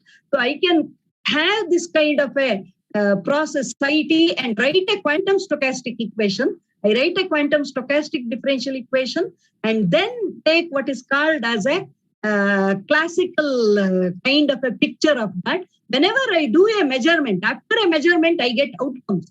With that outcomes, I can associate with the actual Brownian motion kind of a Wiener space. So earlier, I had everything as an operator. From this everything as an operator, I take d of u of t acting on a state, initial state of a system and reservoir. I get a quantum stochastic equation. With that quantum stochastic equation, I come to what is known as the equation for my system state along as a function of the Brownian motion. So this is a quantum equation. But then if I take what is called as a Wiener, after measurement, what I get, this is a classical, that is Brownian noise here. This corresponds to what we have as Gisin-Parseval equation, is what we try to show, that has some particular, that is, I start with a Hudson parser, the unitary process, unitary acting on a state, obeys a stochastic equation. From that stochastic equation, after a measurement, I get what is a Brownian motion like stochastic equation, which is Gisin-Parseval equation. So with that, you can formulate a whole theory where this is, I will skip all this, that is, it is explicitly to show a nonlinear stochastic equation indeed has a solution. That is, one can look at a solution and one can analyze it, etc. So now I will just come to the last part, that is to talk about how I can analyze it with the estimation theory. So I think it was a little ambitious to think about talking about it in a 1 hour, that too online lecture. Offline lecture, you can see the audience and try to moderate it. But now I want to say something about how do I connect with classical estimation theory. What is this? Whatever I have talked about, quantum differential equation, which is not simple differential equation, which is a stochastic differential equation, or what is called as a Schrodinger stochastic differential equation. So now, if let us take a Hilbert's probability space, we have two random variables x and y. I try to give you where are the applications of this kind of continuous time tensor products and all that. If I take a probability space where I have two random variables x and y, and I have a statistical data on the random variable y, what I am supposed to do is, what is, if I have a x is my random variable, given y, what is the probability p? This is a conditional probability. When I am given y, what is the probability that I find for the random variable x to give me a value x? This is what I have. This conditional expectation value was introduced by Carl Pearson, who calls E of xy, that is expectation value of x given y. This is, he called it as a regression. So now, maximum likelihood is, that is, I talk about what is a maximum likelihood. That is, I talk something called as, I have a variable, random variable x, I take an expectation value of x minus some number m is what I say, x minus m whole squared, expectation value of that is what I am looking at. Can I minimize this variance? What does that mean? I have a random variable x and I get some outcomes of this and I have an average of that. So if I want to minimize the variance, that is the best measurement for me. How do I minimize it? Take this m, vary what is this m, what should be this m, so that I can minimize this variance. So I have d by dm of expectation value of x minus m whole square. Can I make it to be 0? So that can be 0 only when, if you differentiate, you get minus 2 expectation value of x minus m, that is 0. In other words, m is a number, expectation value of m is m itself. So m is expectation value of x. Whenever x is there, the variance is actual value of e of x. That gives you the minimum variance. This is well known to everybody. So, but I want to start with what is maximum likelihood means. I have a variable x, random variable x. I want to know how do I minimize the variance in the sense x minus some m. This actually becomes the variance when m is equal to e of x. That is what minimizes this.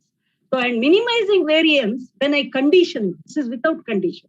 When I condition it means I have an expectation value of x minus m whole squared, that is the variance, but given y is equal to alpha, y has value alpha. So then I again take a d by dm here, that is 0. What I get as a result is expectation value of x, m has to be conditional expectation value of x given y is equal to alpha. So when I do this, it looks like I get a minimized variance when I have several observables being measured. That is, to minimize the variance of x, I should have expectation, this m should be expectation value of x with several y's there. So can I have continuous y values? However much is there, it is good enough for me. So I can take expectation value of x with m given by several y's. That minimizes the variance. That is better than this one. So this is what gives me quantum counterpart wise. I take a Hilbert space and then I have a quantum trajectory here. So I can do what is a conditional expectation value. Given the measurement of the environment, which is like all this y, this is the measurement, and I am asking what is the system? How do I estimate it well? When do I estimate it better? So that can be analyzed by continuous time measurements. That is the idea that one has. And this is explored by mathematicians. This is called Belowkin-Schrödinger equations or stochastic Schrödinger equation. And one has quantum filtering and control theory. The whole theory has been developed, but I realize that we have to learn it. And this estimation, there are papers by Molmar's group where they do this kind of estimation of atomic interaction parameters by photon counting. So how do they do continuous measurements? And then they try to minimize this variance. And these are some of the papers on this. How quantum Kramer-Rao sensibility in the limit of continuous measurement.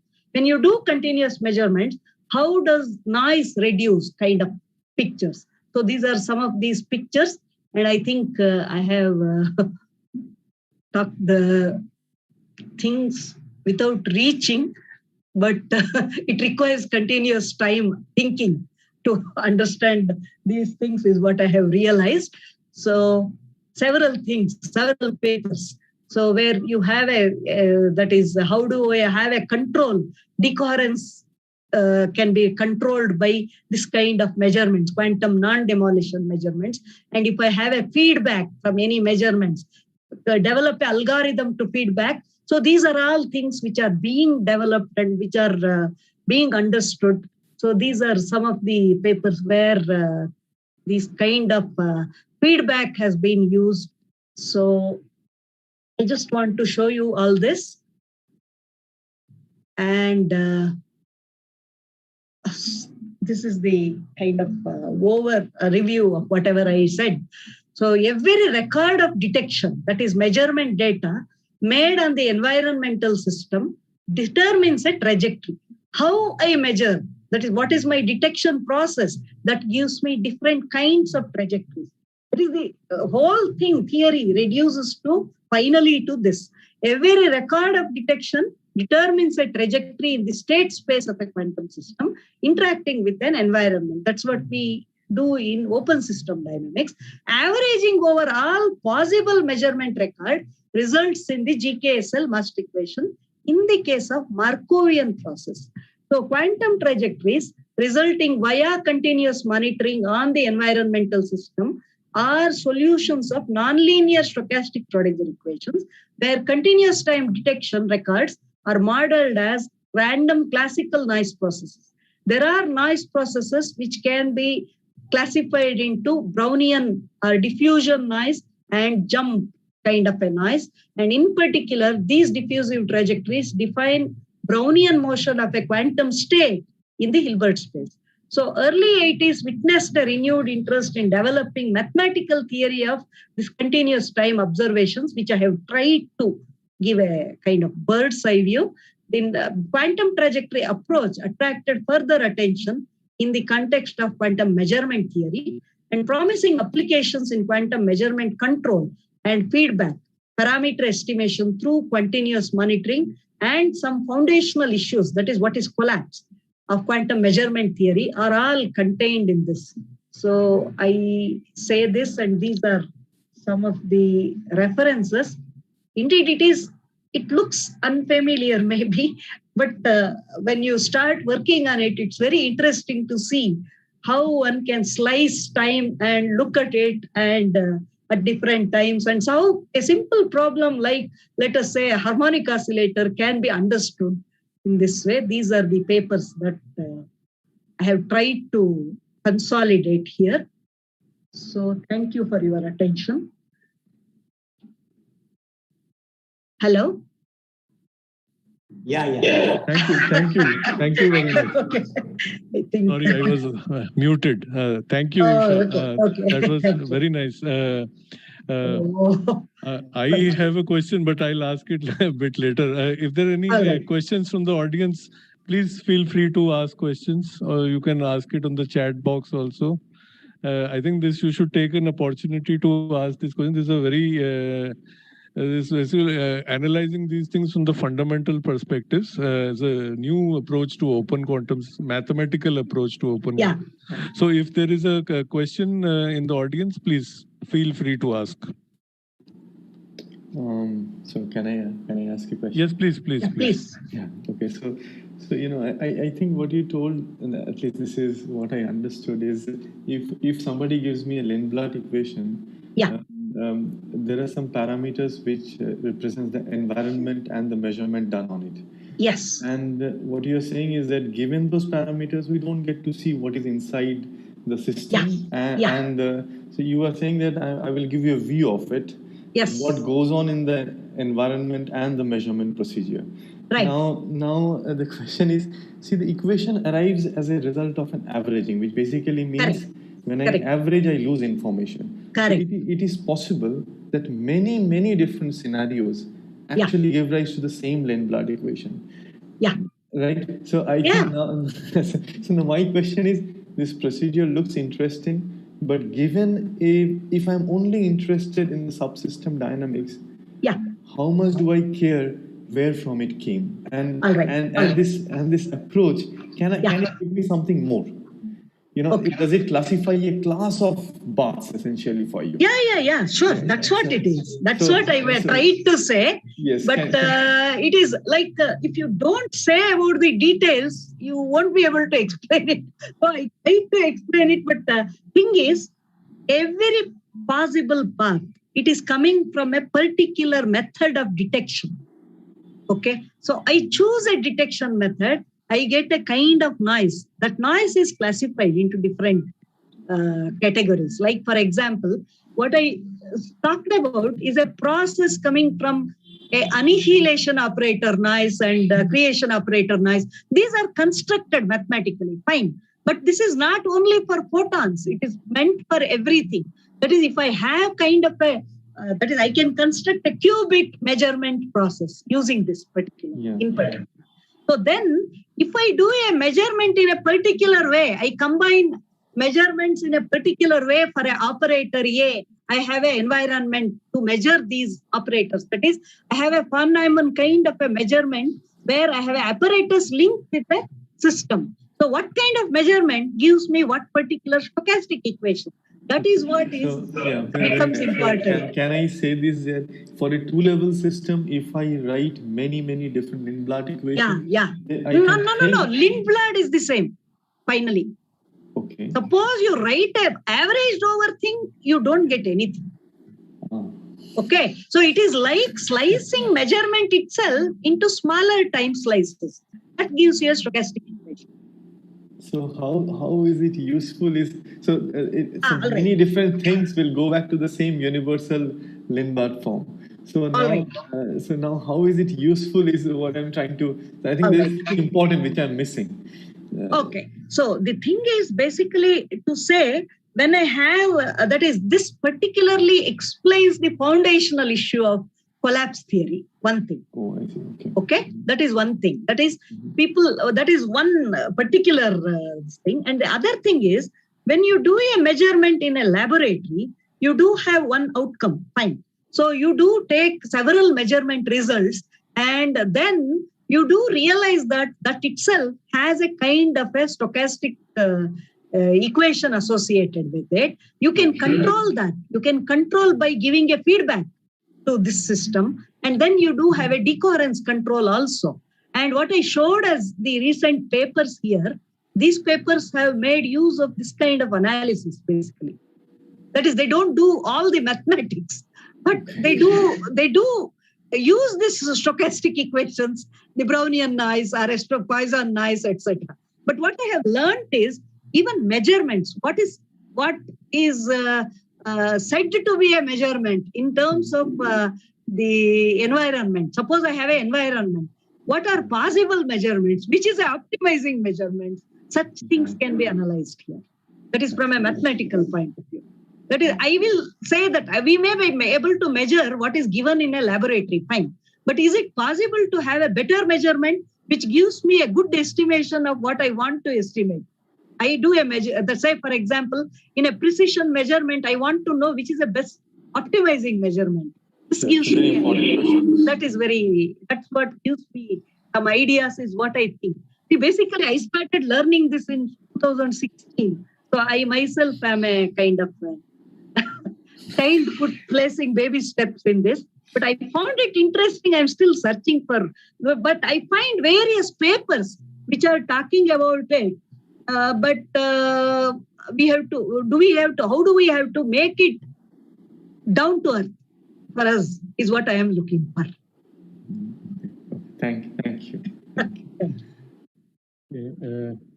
is there any other questions?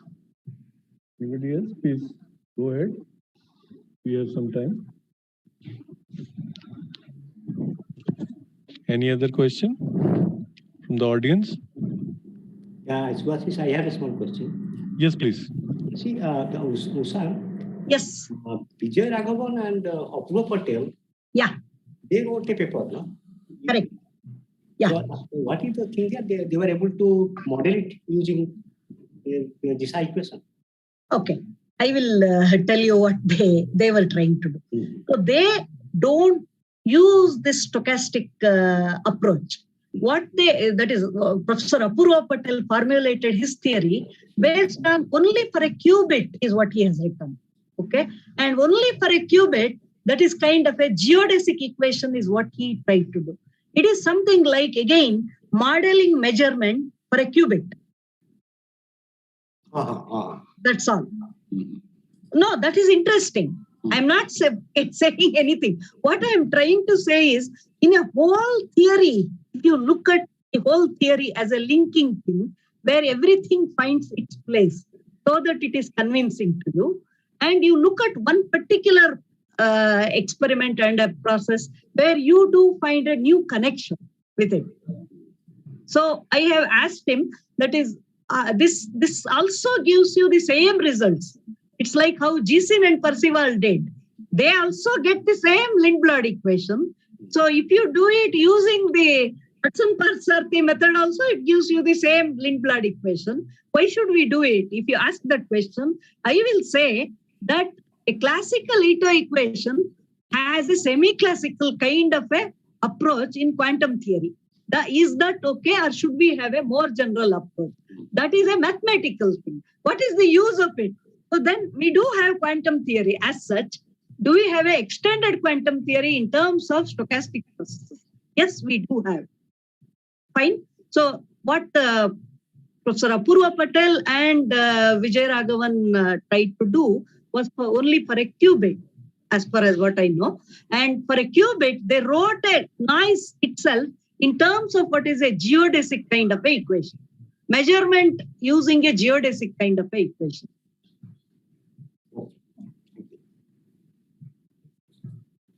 Okay. Any other question?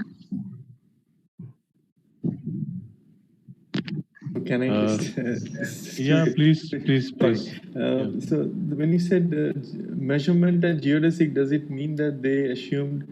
I think Sam and Bhandari had a paper where they were. No, not that. No, not any parallel transport or nothing like that. But I don't remember it exactly right now. But I have discussed with Professor Apurva Patel on these things. So that is, they only took a qubit measurements at different, various measurements. That is, you have to have several measurements to have a stochastic trajectory. So they don't call it a stochastic trajectory, but they are doing a measurement. When they do measurements based on several results, how do I talk about an equation for it?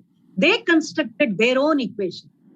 It's not a quantum stochastic differential equation. But is it a geodesic equation on the blocks? They did talk about initial and final states. What connects them is kind of a geodesic, is what Professor Apurva Patel formulated. It is not a geodesic in the sense of geodesic. It's in the stochastic path, it's a geodesic maybe, kind of. But he doesn't talk about stochastic there. Okay, thank you. Okay, I think we have now come to the end of this talk. I have one quick question, Usha, just one question. That is, I think I've asked you this before also. It's very interesting that by this, basically you have this trajectory by making a measurement on the environment and you take an average of that and you kind of get this GKSL. Yes. So can one think of doing an average in a different kind of fashion so that one ends up with something like what is this HCLA kind of, which is this time dependent Lindbladian kind of evolutions, which are so that is what is those things are actually open problems. That is in a mathematical sense. Yeah, so that is what you said is, see, for example, if you have a time independent semi-group equation, so you do have all this. Yes. All this is written down. Fine. So, but there are some groups, mathematicians groups, which are trying to do the time dependent and the new kind of divisible maps and all that. Given the scenario, you can see to get all the elegance and mathematical structures, mathematicians would struggle to, I think. What I heard from Professor Parks-Sarthi is it is done by one of his students, actually. So, but I am trying to figure it out. It takes another, I think. Okay. It would be nice to. But I do see some of the papers in. People are trying DOC's group and others. They are trying non-Markovian stochastic equations. So there are some physical review letter papers on these things very recently also. Okay, great. So let me thank you once again for a very nice and exhaustive introduction to this thing. And Thank you very much, and hope to see you sometime in a physical mode rather than this that is online better. mode. Because talking these things in a online mode was really difficult. I didn't realize it. Once I started, I could see that it is mounting like going on. It's going on, and anyway, thank you. Very, very enjoyable. Very, very enjoyable. Thank you.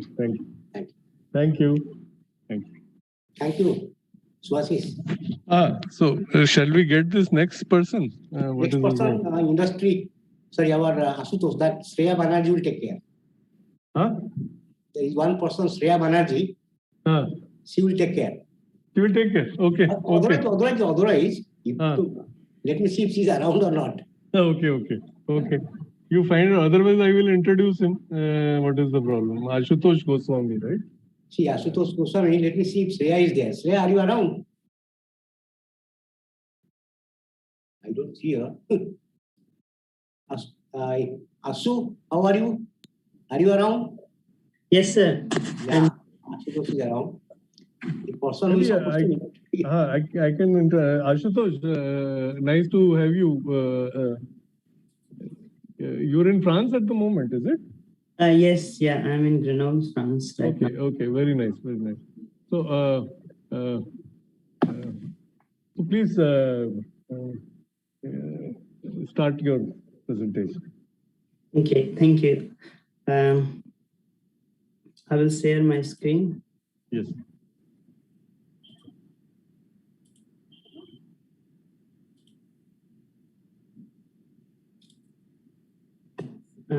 Can you see it? Can you see my screen? Yes. Okay. Okay.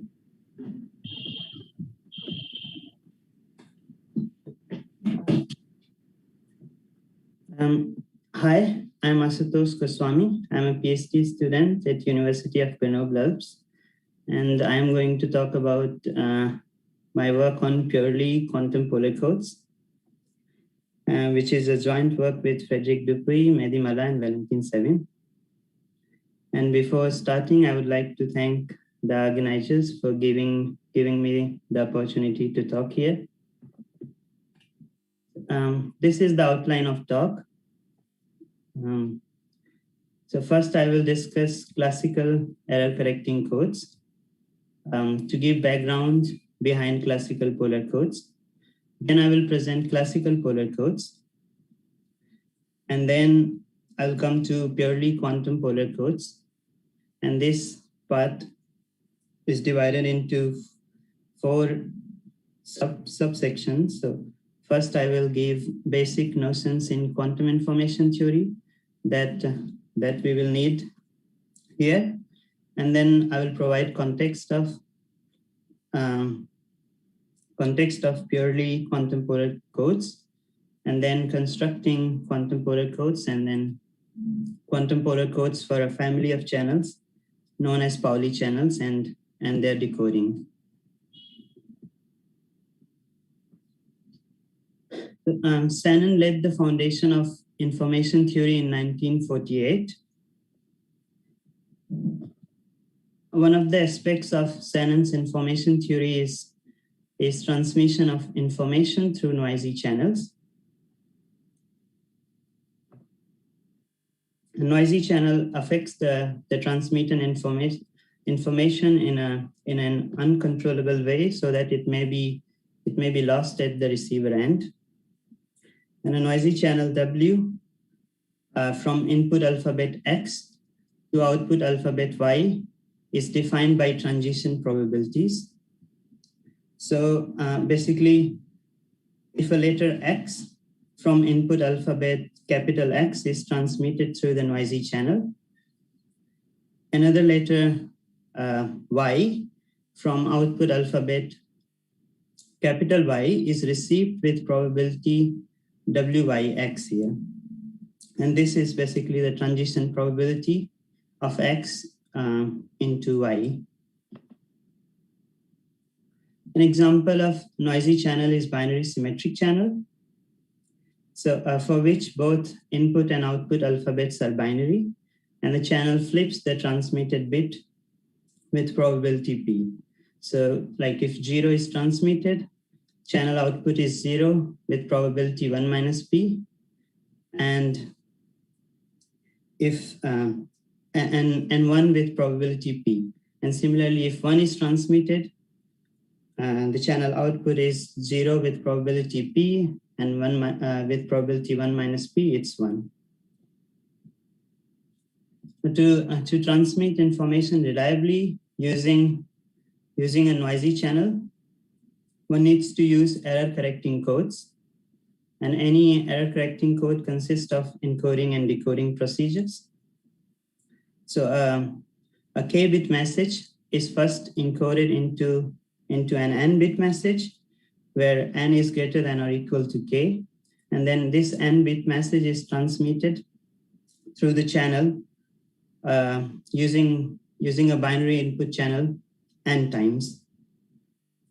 And after receiving the channel output,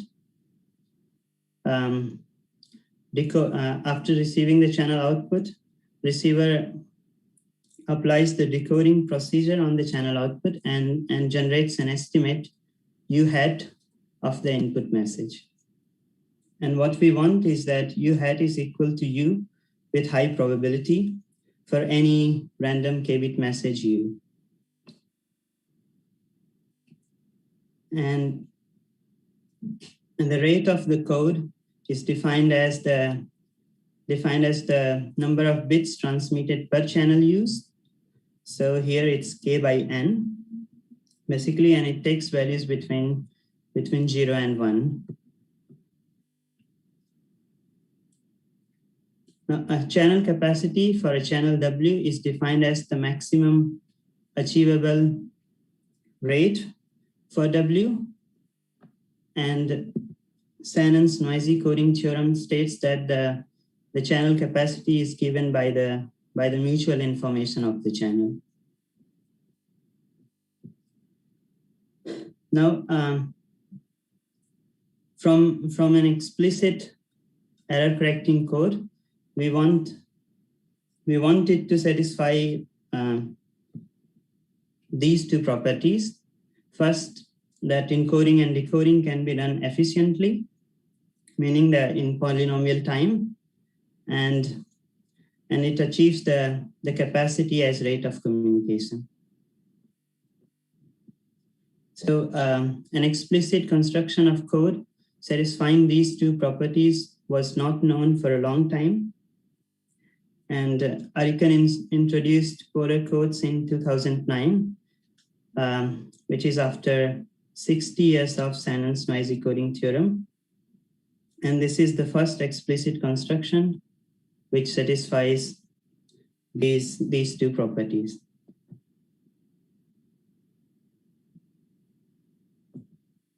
So now I come to classical polar. Can you just emphasize that point once more?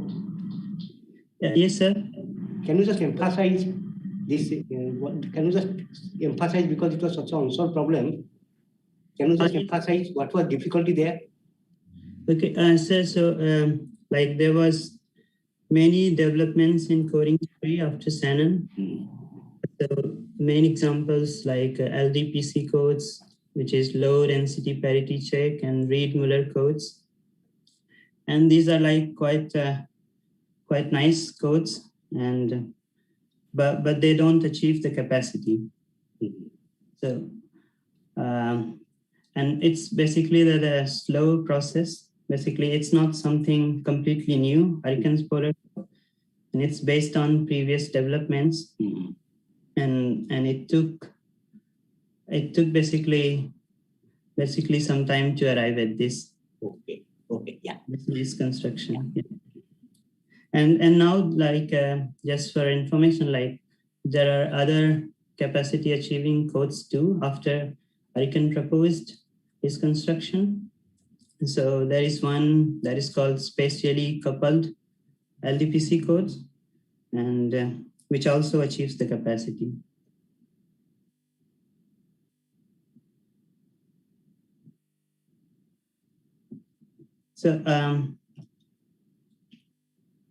So I will first summarize the classical polar codes. So for given n equals to some 2 to the power n instances of a channel W, first it turns them into so-called virtual channels using a channel combining and splitting procedure. I will explain this channel combining and splitting procedure in a bit. And these virtual channels tend to be either completely noiseless or completely noisy as n goes to infinity. And this phenomenon is called channel polarization. Now, using this channel polarization is basically, I can constructed an efficient code, and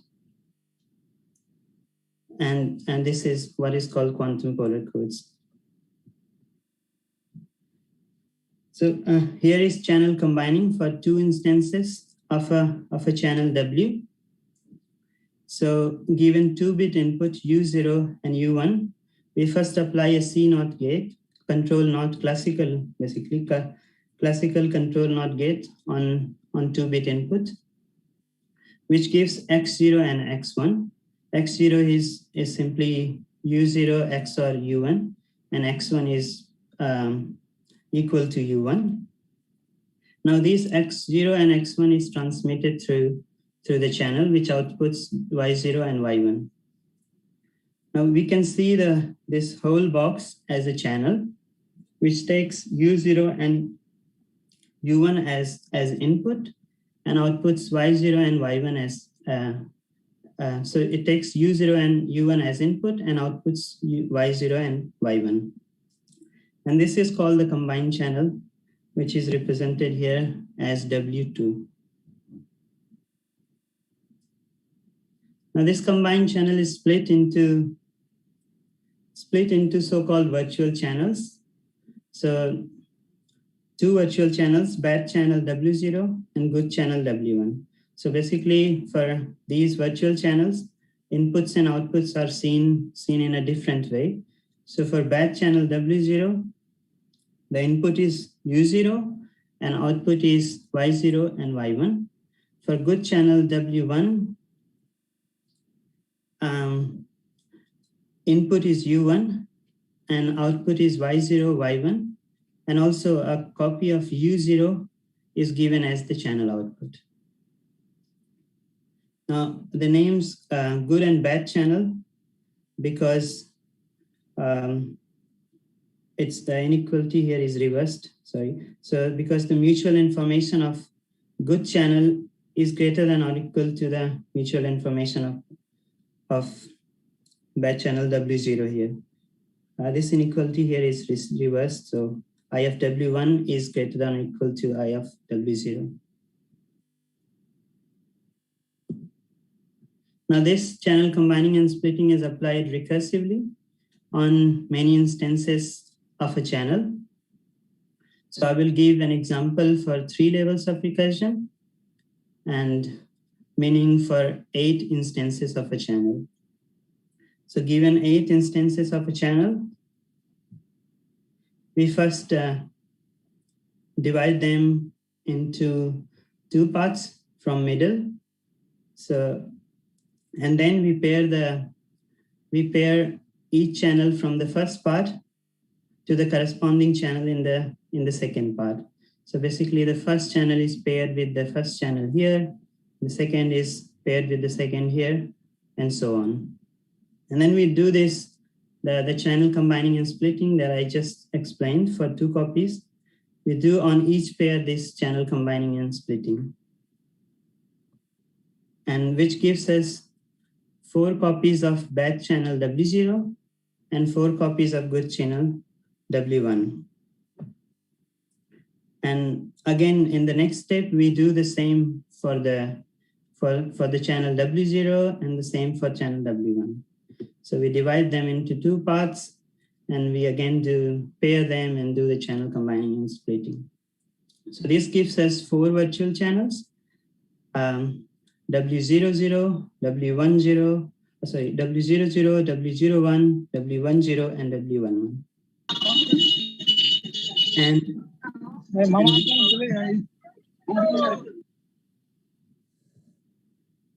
And we have 2 copies of each virtual channel. In the next step, we again do the channel combining of splitting for W00, basically for each virtual channel. And after 3 steps, we have 8 virtual channels. And the recursion stops here because we have only each copy, we have only 1 copy of each virtual channel.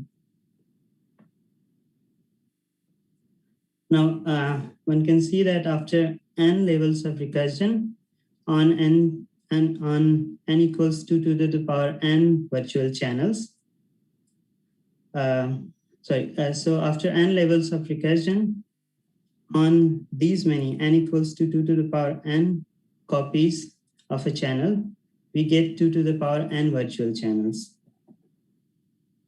And these virtual channels I have written here as Wi, where I takes values from 0 to n minus 1.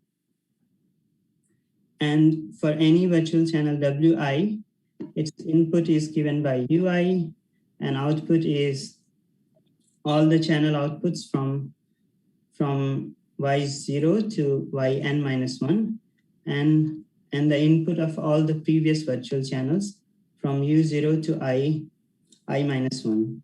So for example, here in this example, for virtual channel W3 here, the input is U3 and output is all the channel outputs here from Y0 to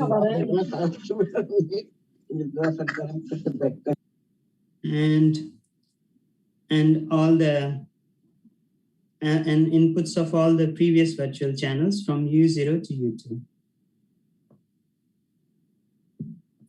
Now, Eichen's channel polarization theorem states that as the level of recursion n goes to infinity, these virtual channels tend to be either completely noiseless channel or completely noisy channel. So basically, their mutual information approaches to either 1 or approaches to either 0. Now, this channel polarization is exploited to construct an efficient code. So for which the encoding is done as follows. So we choose a sufficiently large n, and then we divide the virtual channels into 2 subsets. The first is nearly noiseless channel, and the second is nearly noisy channels. Now, these nearly noiseless channels are used to transmit information, and these nearly noisy channels, their inputs is fixed to the values known to both encoder and decoder. So here, in this example, these red lines here represent noisy channels. And as you can see, their inputs here is fixed, all of them to 0. And the blue lines are noiseless channel. And there we can put like unknown, basically any either 0 or 1. And also for frozen positions, one can put any values as long as it is known to the decoder. Only the information bits, they're like not known to the decoder, and it will basically try to guess them. So and also this is just for illustration, because polarization happens at bigger levels of recursion normally. So this is not really an actual encoding here. And now the task of decoding. So basically, given channel outputs, all the channel outputs from Y0 to n minus 1, and the values corresponding to the frozen positions, basically noisy virtual channels. The task of decoder is to predict information bits with high probability. And polar codes are equipped with an efficient decoding, which is known as successive cancellation decoder. And this successive cancellation decoder decodes these virtual channels one by one. So for a virtual channel WI, recall that its input is UI, and in its output, we have inputs of all the previous virtual channels. So in order to decode WI, the decoder first needs to decode all the previous virtual channels from 0 to I-1. And so basically the decoding is done sequentially, one after another. And that's why the name successive cancellation decoder.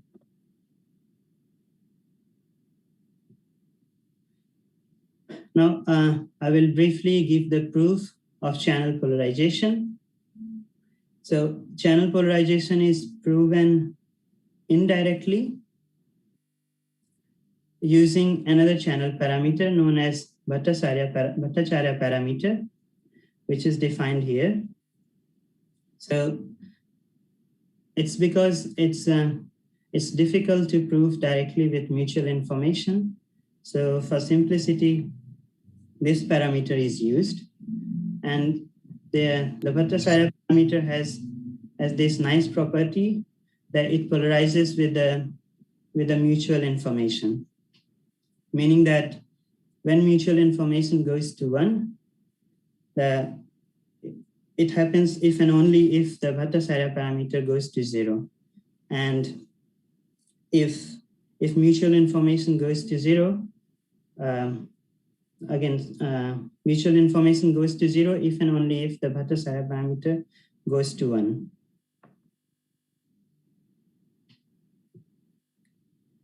Now, the proof has 2 main ingredients. First is what is called the martingale property. So, which states basically that the mutual information is preserved under channel combining and splitting. Basically, the mutual information of W0 and plus mutual information of W1 is equal to the twice of the mutual information of W. And basically, this channel combining and splitting procedure can be seen as a discrete time stochastic process. So where at time t is equal to 0, you have the mutual information of the original channel W, and at time t equals to n, you have the mutual information of the virtual channel W, I1, I2, up to IN, and where I1, I2, and IN are randomly and independently chosen from 0, 1. Now this martingale property ensures that the sequence converges, basically the mutual information of the virtual channel converges to some value iota here as n goes to infinity. Now the second ingredient of the proof is the guaranteed improvement of the good channel, and that's where the Bhattacharya parameter is used. So it says that there exists a continuous function f from 0, 1 to 0, 1, such that the parameter g of W1 is less than or equal to f of GW, and f of GW is strictly less than GW. And precisely the function f of GW here is equal to GW square. And this property ensures that the converging value is either 0 or 1. Basically, the mutual information converges to either 0 or 1. And intuitively, one can see that if we take enough good channels one after another, then and we apply this formula, this function here recursively, the parameter j will approach to its minimum value 0, and which corresponds to which corresponds to the perfect channel, basically completely noiseless channel.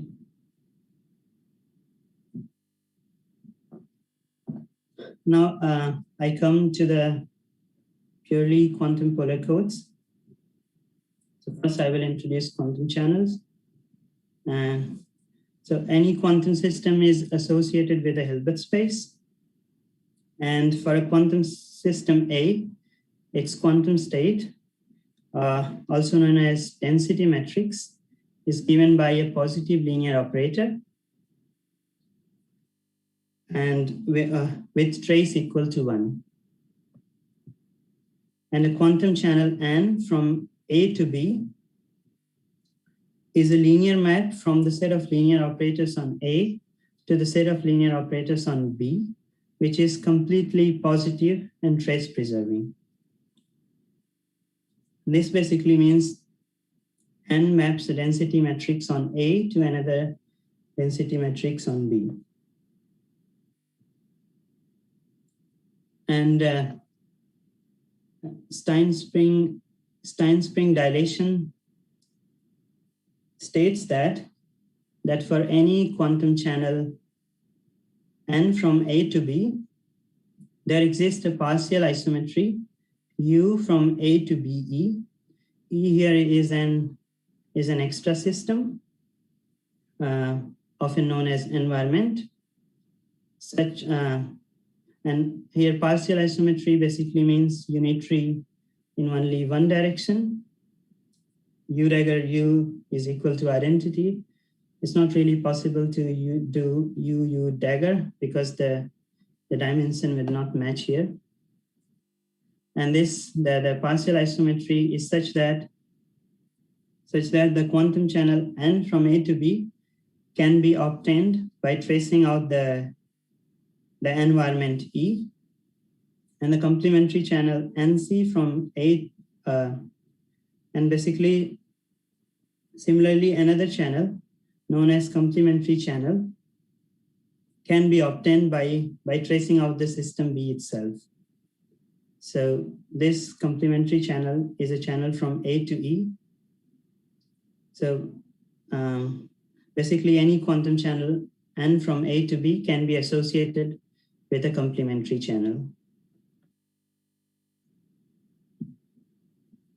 Now we take symmetric coherent information as a measure of information for a quantum channel, which is defined as negative of the conditional entropy for a quantum state rho AB, where rho AB is obtained by sending half of a EPR pair to the quantum channel. So here phi A prime is an EPR pair, and its A prime half is sent through the quantum channel N, and which outputs B, and basically the conditional entropy, conditional one Neumann entropy is computed over the state rho AB here. And as we know, EPR pair is a maximally entangled state defined here. And we say a quantum channel N is polarized if its symmetric coherent information approaches to either 1 or -1. And when it approaches to 1, this corresponds to an identity or perfect channel for which the channel output is same as the channel input. And when this approaches to -1, this corresponds to a completely useless or completely noisy channel, for which the channel output is always completely mixed state, regardless of the channel input. So we would also need Pauli and Clifford unitaries. So single qubit Pauli unitaries consist of four unitaries, sigma 0, sigma 2, sigma sigma 1, sigma 2, and sigma 3 given here. And single qubit Pauli unitaries multiplied by a phase factor, plus minus 1 and plus minus I, form a group. And n qubit Pauli group is simply obtained by doing the tensor product of 1 qubit Paulis. And n qubit Clifford unitary maps any n qubit Pauli unitary to another n qubit Pauli via conjugation. So basically it takes a Pauli Pn, it maps it to Pn prime by its conjugate Xn. And Hadamard and CNOT gates are example of 1 and 2 qubit Clifford unitaries.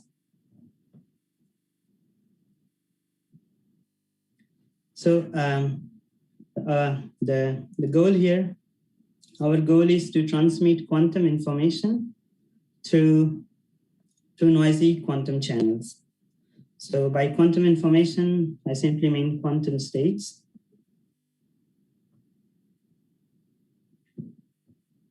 And polar codes have been generalized in quantum setting too. So particularly for transmitting classical information through quantum channels in this paper here, and also for transmitting quantum information through quantum channels in this paper here. However, this generalization for quantum channels is a CSS-like construction, which basically uses classical channel polarization in amplitude and phase basis. So in this work, we prove a purely quantum polarization for qubit input channels, where polarization happens at quantum level and not merely in a basis. And basically, we synthesize like quantum virtual channels, and these virtual channels tend to become noisy or noiseless as quantum channels. And also we give a decoding for Pauli channels. Now, to construct purely quantum polar codes, we need a channel combining and a channel splitting procedure. And we apply this channel combining and splitting again recursively. Now this is channel combining in our case.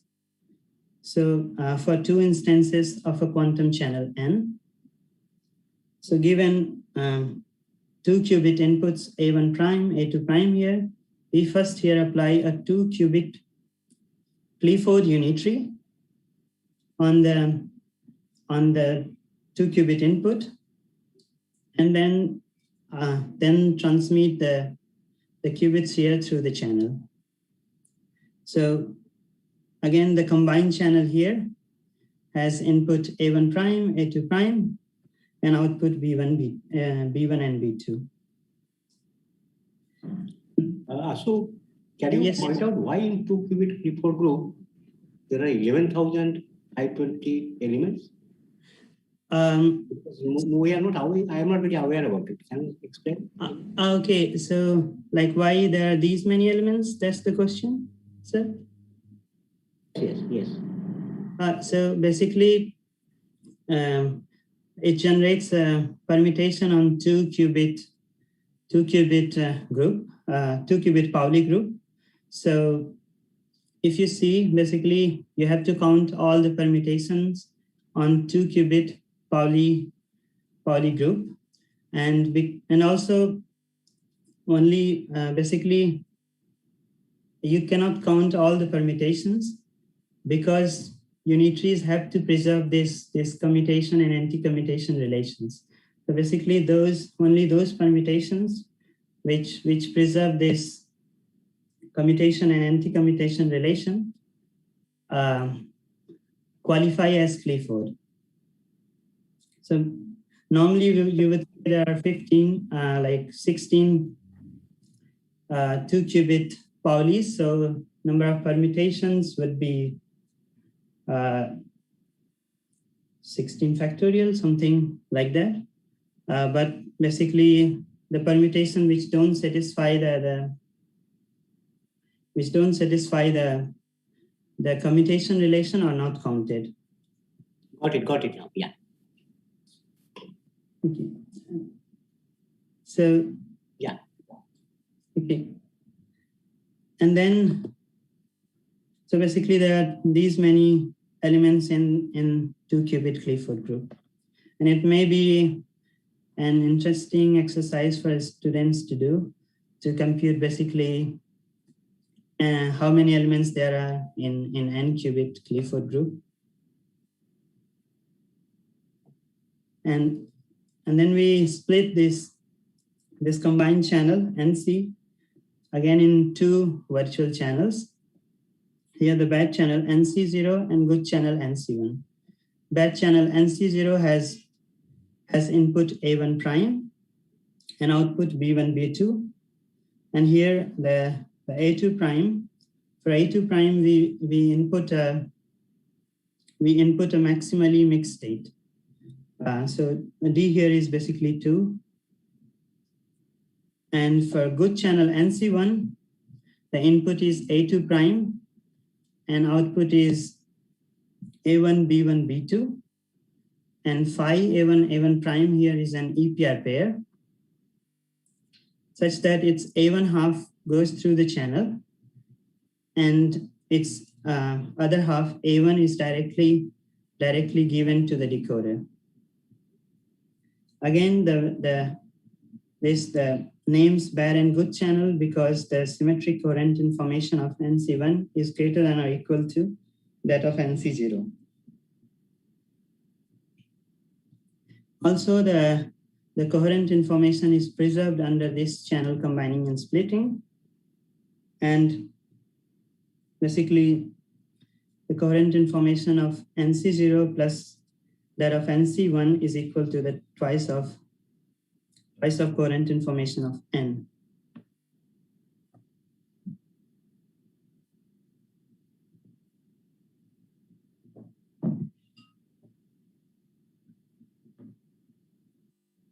Now, we apply this channel combining and splitting recursively. And again, because the channel combining unitary is chosen randomly from the Clifford group here. So the recursion is slightly different from the classical case. So in the first step, we have 2 virtual channels, N0 and N1. In the next step, we take 2 copies of N0 and 2 copies of N1. And we again do the channel combining and splitting, which gives us 4 virtual channels, N00, N01, N10, and N11. And in the next step, we take 2 copies of each virtual channel here, and we again do the channel combining and splitting. And this gives us 8 virtual channels.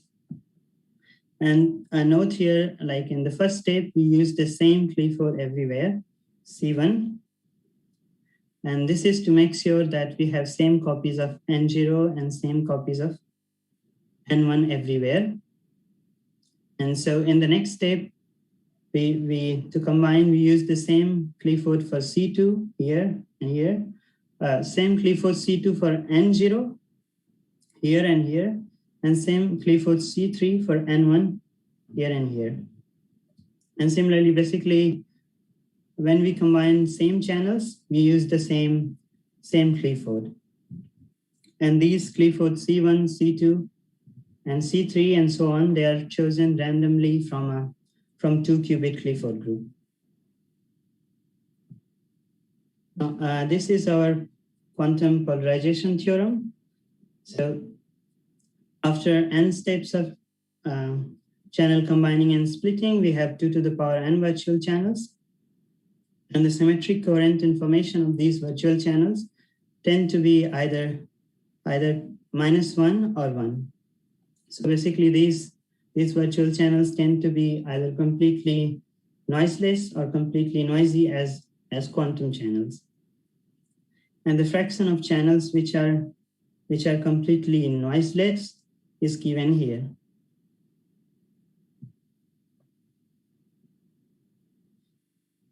Now, to prove quantum polarization, we define another channel parameter.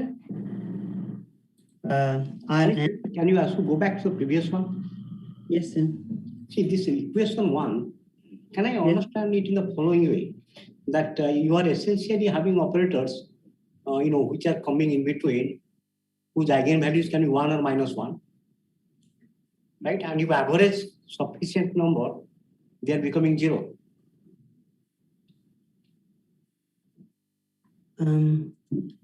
I'm not sure. I'm trying to understand why are you getting 0 in equation 1? Oh no, okay. Oh, sorry. This means this means the fraction of channels which are between -1 and 1. Their symmetric coherent information between -1 and 1 goes to 0. Just trying to understand why. So basically, because of this polarization effect, so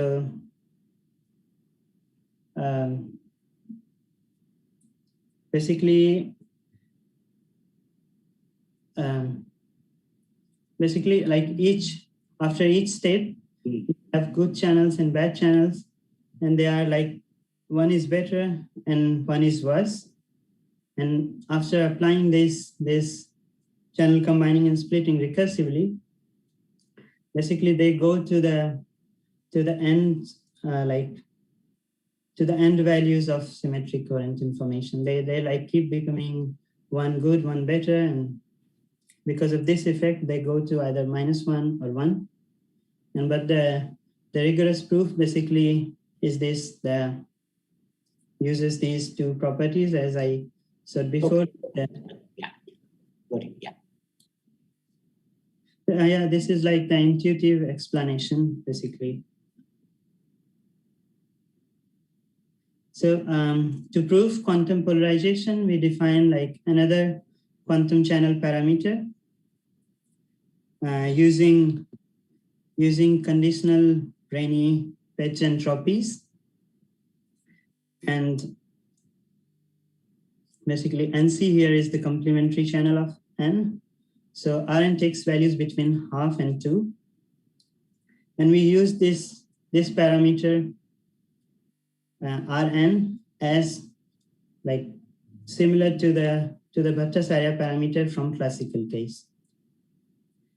And so basically this parameter Rn polarizes simultaneously with the symmetric coherent information. So when Rn goes to 1/2, In goes to 1. And when Rn goes to 2, In goes to -1. And for this reason, we call this parameter Rayleigh-Bhattacharya parameter. And for using this parameter Rn, we prove the guaranteed improvement for the good channel. So we saw that the average of parameter R of the good channel NC1, when C here is randomly chosen from the Clifford group, is equal to basically given by this function of Rn, which is strictly less than Rn. And this guaranteed improvement basically allows the quantum polarization in our case.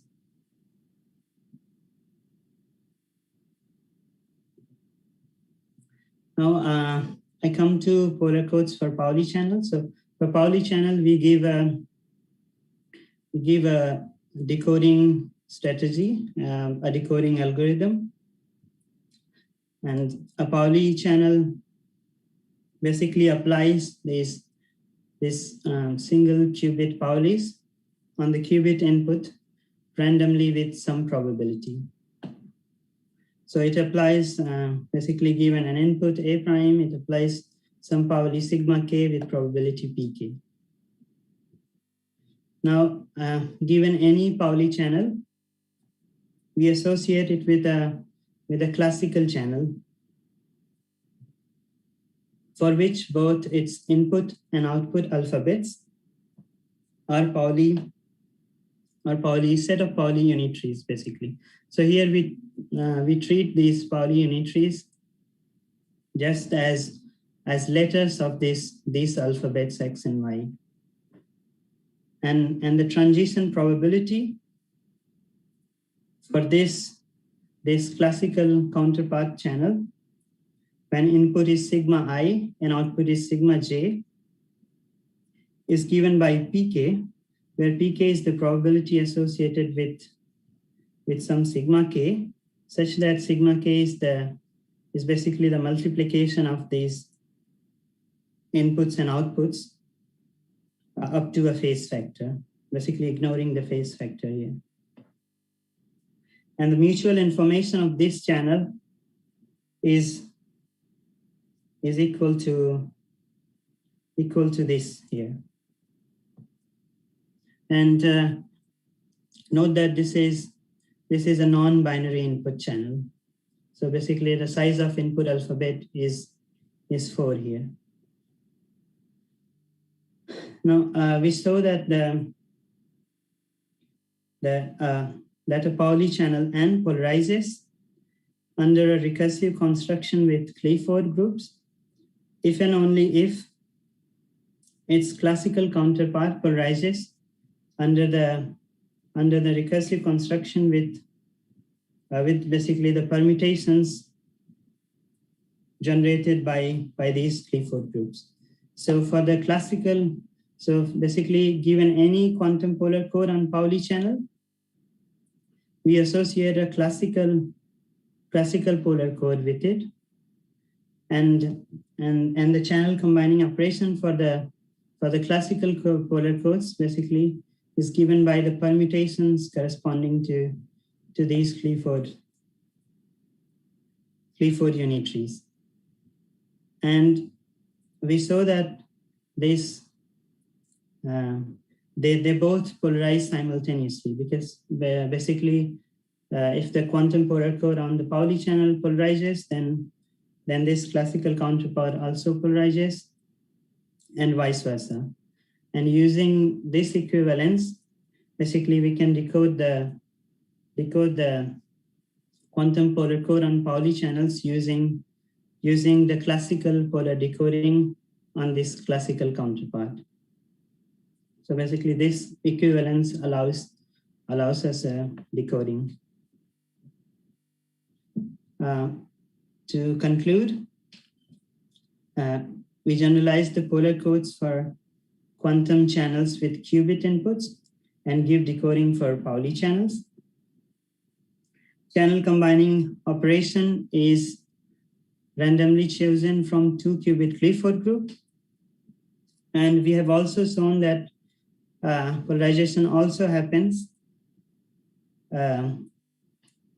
Basically, the whole 2 qubit Clifford group is not necessary. Polarization also happens if we choose Cliffords from a set containing just 9 elements, which is much smaller than, if you remember, 11,520. So, and our construction requires preset EPR pairs to deal with bad channels. Hence, it is entanglement assisted. And this I mentioned already, the first point. And in further works, we have shown for Pauli channels, we have shown a multi-level polarization using only a fixed Clifford instead of this randomized construction. And this is multi-level because the virtual channels can also be half noisy instead of being completely noisy or noiseless. And this multi-level polarization allows to reduce entanglement assistance. And also we have generalized purely quantum polar codes for qubit input quantum channels. Basically the quantum systems with Hilbert space dimension greater than 2. And the main open question that remains here is the decoding for non-Pauli or general quantum channels. Thank you. I'm happy to take questions there. Thank you. Thank you, Ashutosh. Yeah, so if the audience is now open to questions, please. There are some chat questions on the chat also. You can answer that also. Can you say it? The first question I read is, can you shed some light on classical capacity of quantum channels? I think so, yeah. Okay, so so the classical capacity, I suppose it means like how much classical information one can send using quantum channels. So it's I'm not aware like if there is in quantum case like they're not really like closed formula for capacity. We often have just the lower bound, like here, like for symmetric coherent information. This is not really. Just a minute.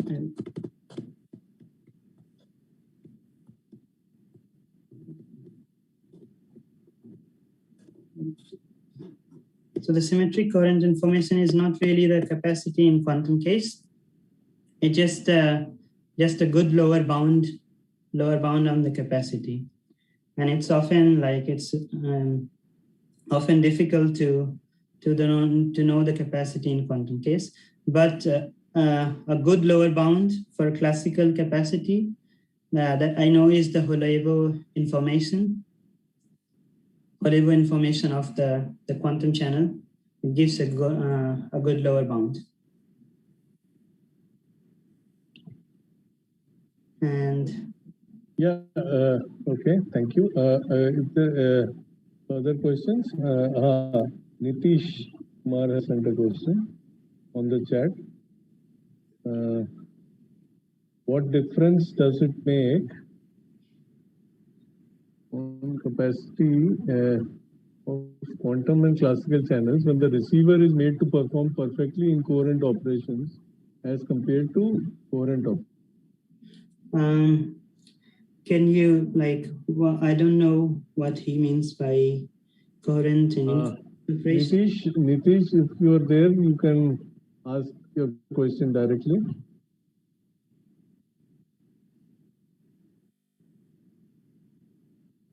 Nitish? Okay, he's not there. So, anybody else in the audience, please feel free to ask a question. Shasu, yes, what is the situation? And people are using these kind of things in setting up this quantum communication because people are beginning to set up this kind of channels. No? Yes, yeah. But in quantum case, the main problem is like in classical case, as far as I know, like people are planning to use these polar codes for like 5G and stuff like that. But the same it's possible in classical case because all these encoding operations like applying CNOTs, these can be done perfectly. But in the quantum case, the problem is like we cannot really do these 2-qubit gates perfectly. And this is basically, and here what I consider is just that the noise happens only during the transmission stage. And all I consider like the encoding can be done perfectly, decoding can be done perfectly. So basically, So how much of entanglement required here? Where did entanglement play the key role? Yes. So that's a very good question. But, so the entanglement here is, so if you see here, the fraction of perfect channel is given by this here. And the fraction of bad channels would be then basically 1 minus n divided by 2. Right. And for all those bad channels, we need EPR pairs to support them, basically. So in classical case, freezing is simple, right? Like fixing the bad channels. You just fix some input and the decoder knows it. Like I just tell them I will put all zeros in the bad channel, like in the noisy, like in place of bad channels, and the decoder will know it. But in the quantum case, it's like basically on the like deepest level, because you can't really do cloning, so you cannot really freeze a quantum state and let them know. So that's okay. That's why you freeze one EPR pair, like, and then send the. It's kind of intuitive, like things maybe from like yeah. Okay. There's one more question in the chat box. Yes. Yeah. Yes.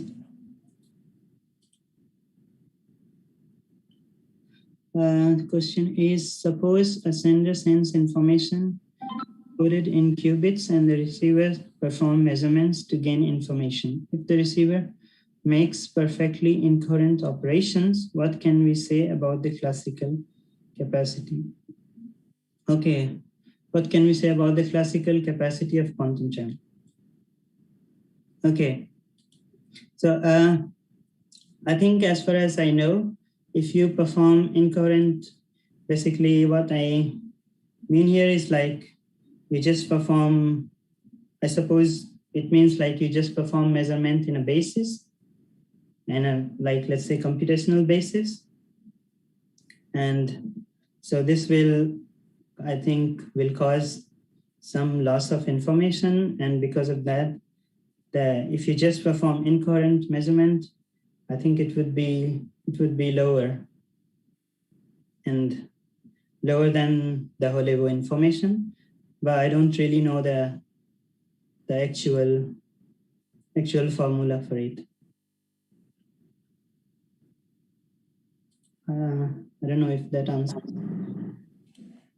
Yeah, I think that is fine. Any other questions from the audience? Okay, if not, let us thank Ashutosh for a very nice talk. Thank you. Yeah. Thank you, Ashutosh. Thank you. Thank you very much. Good, Ashutosh, you are now finishing up your thesis, eh? Yes, it's in October.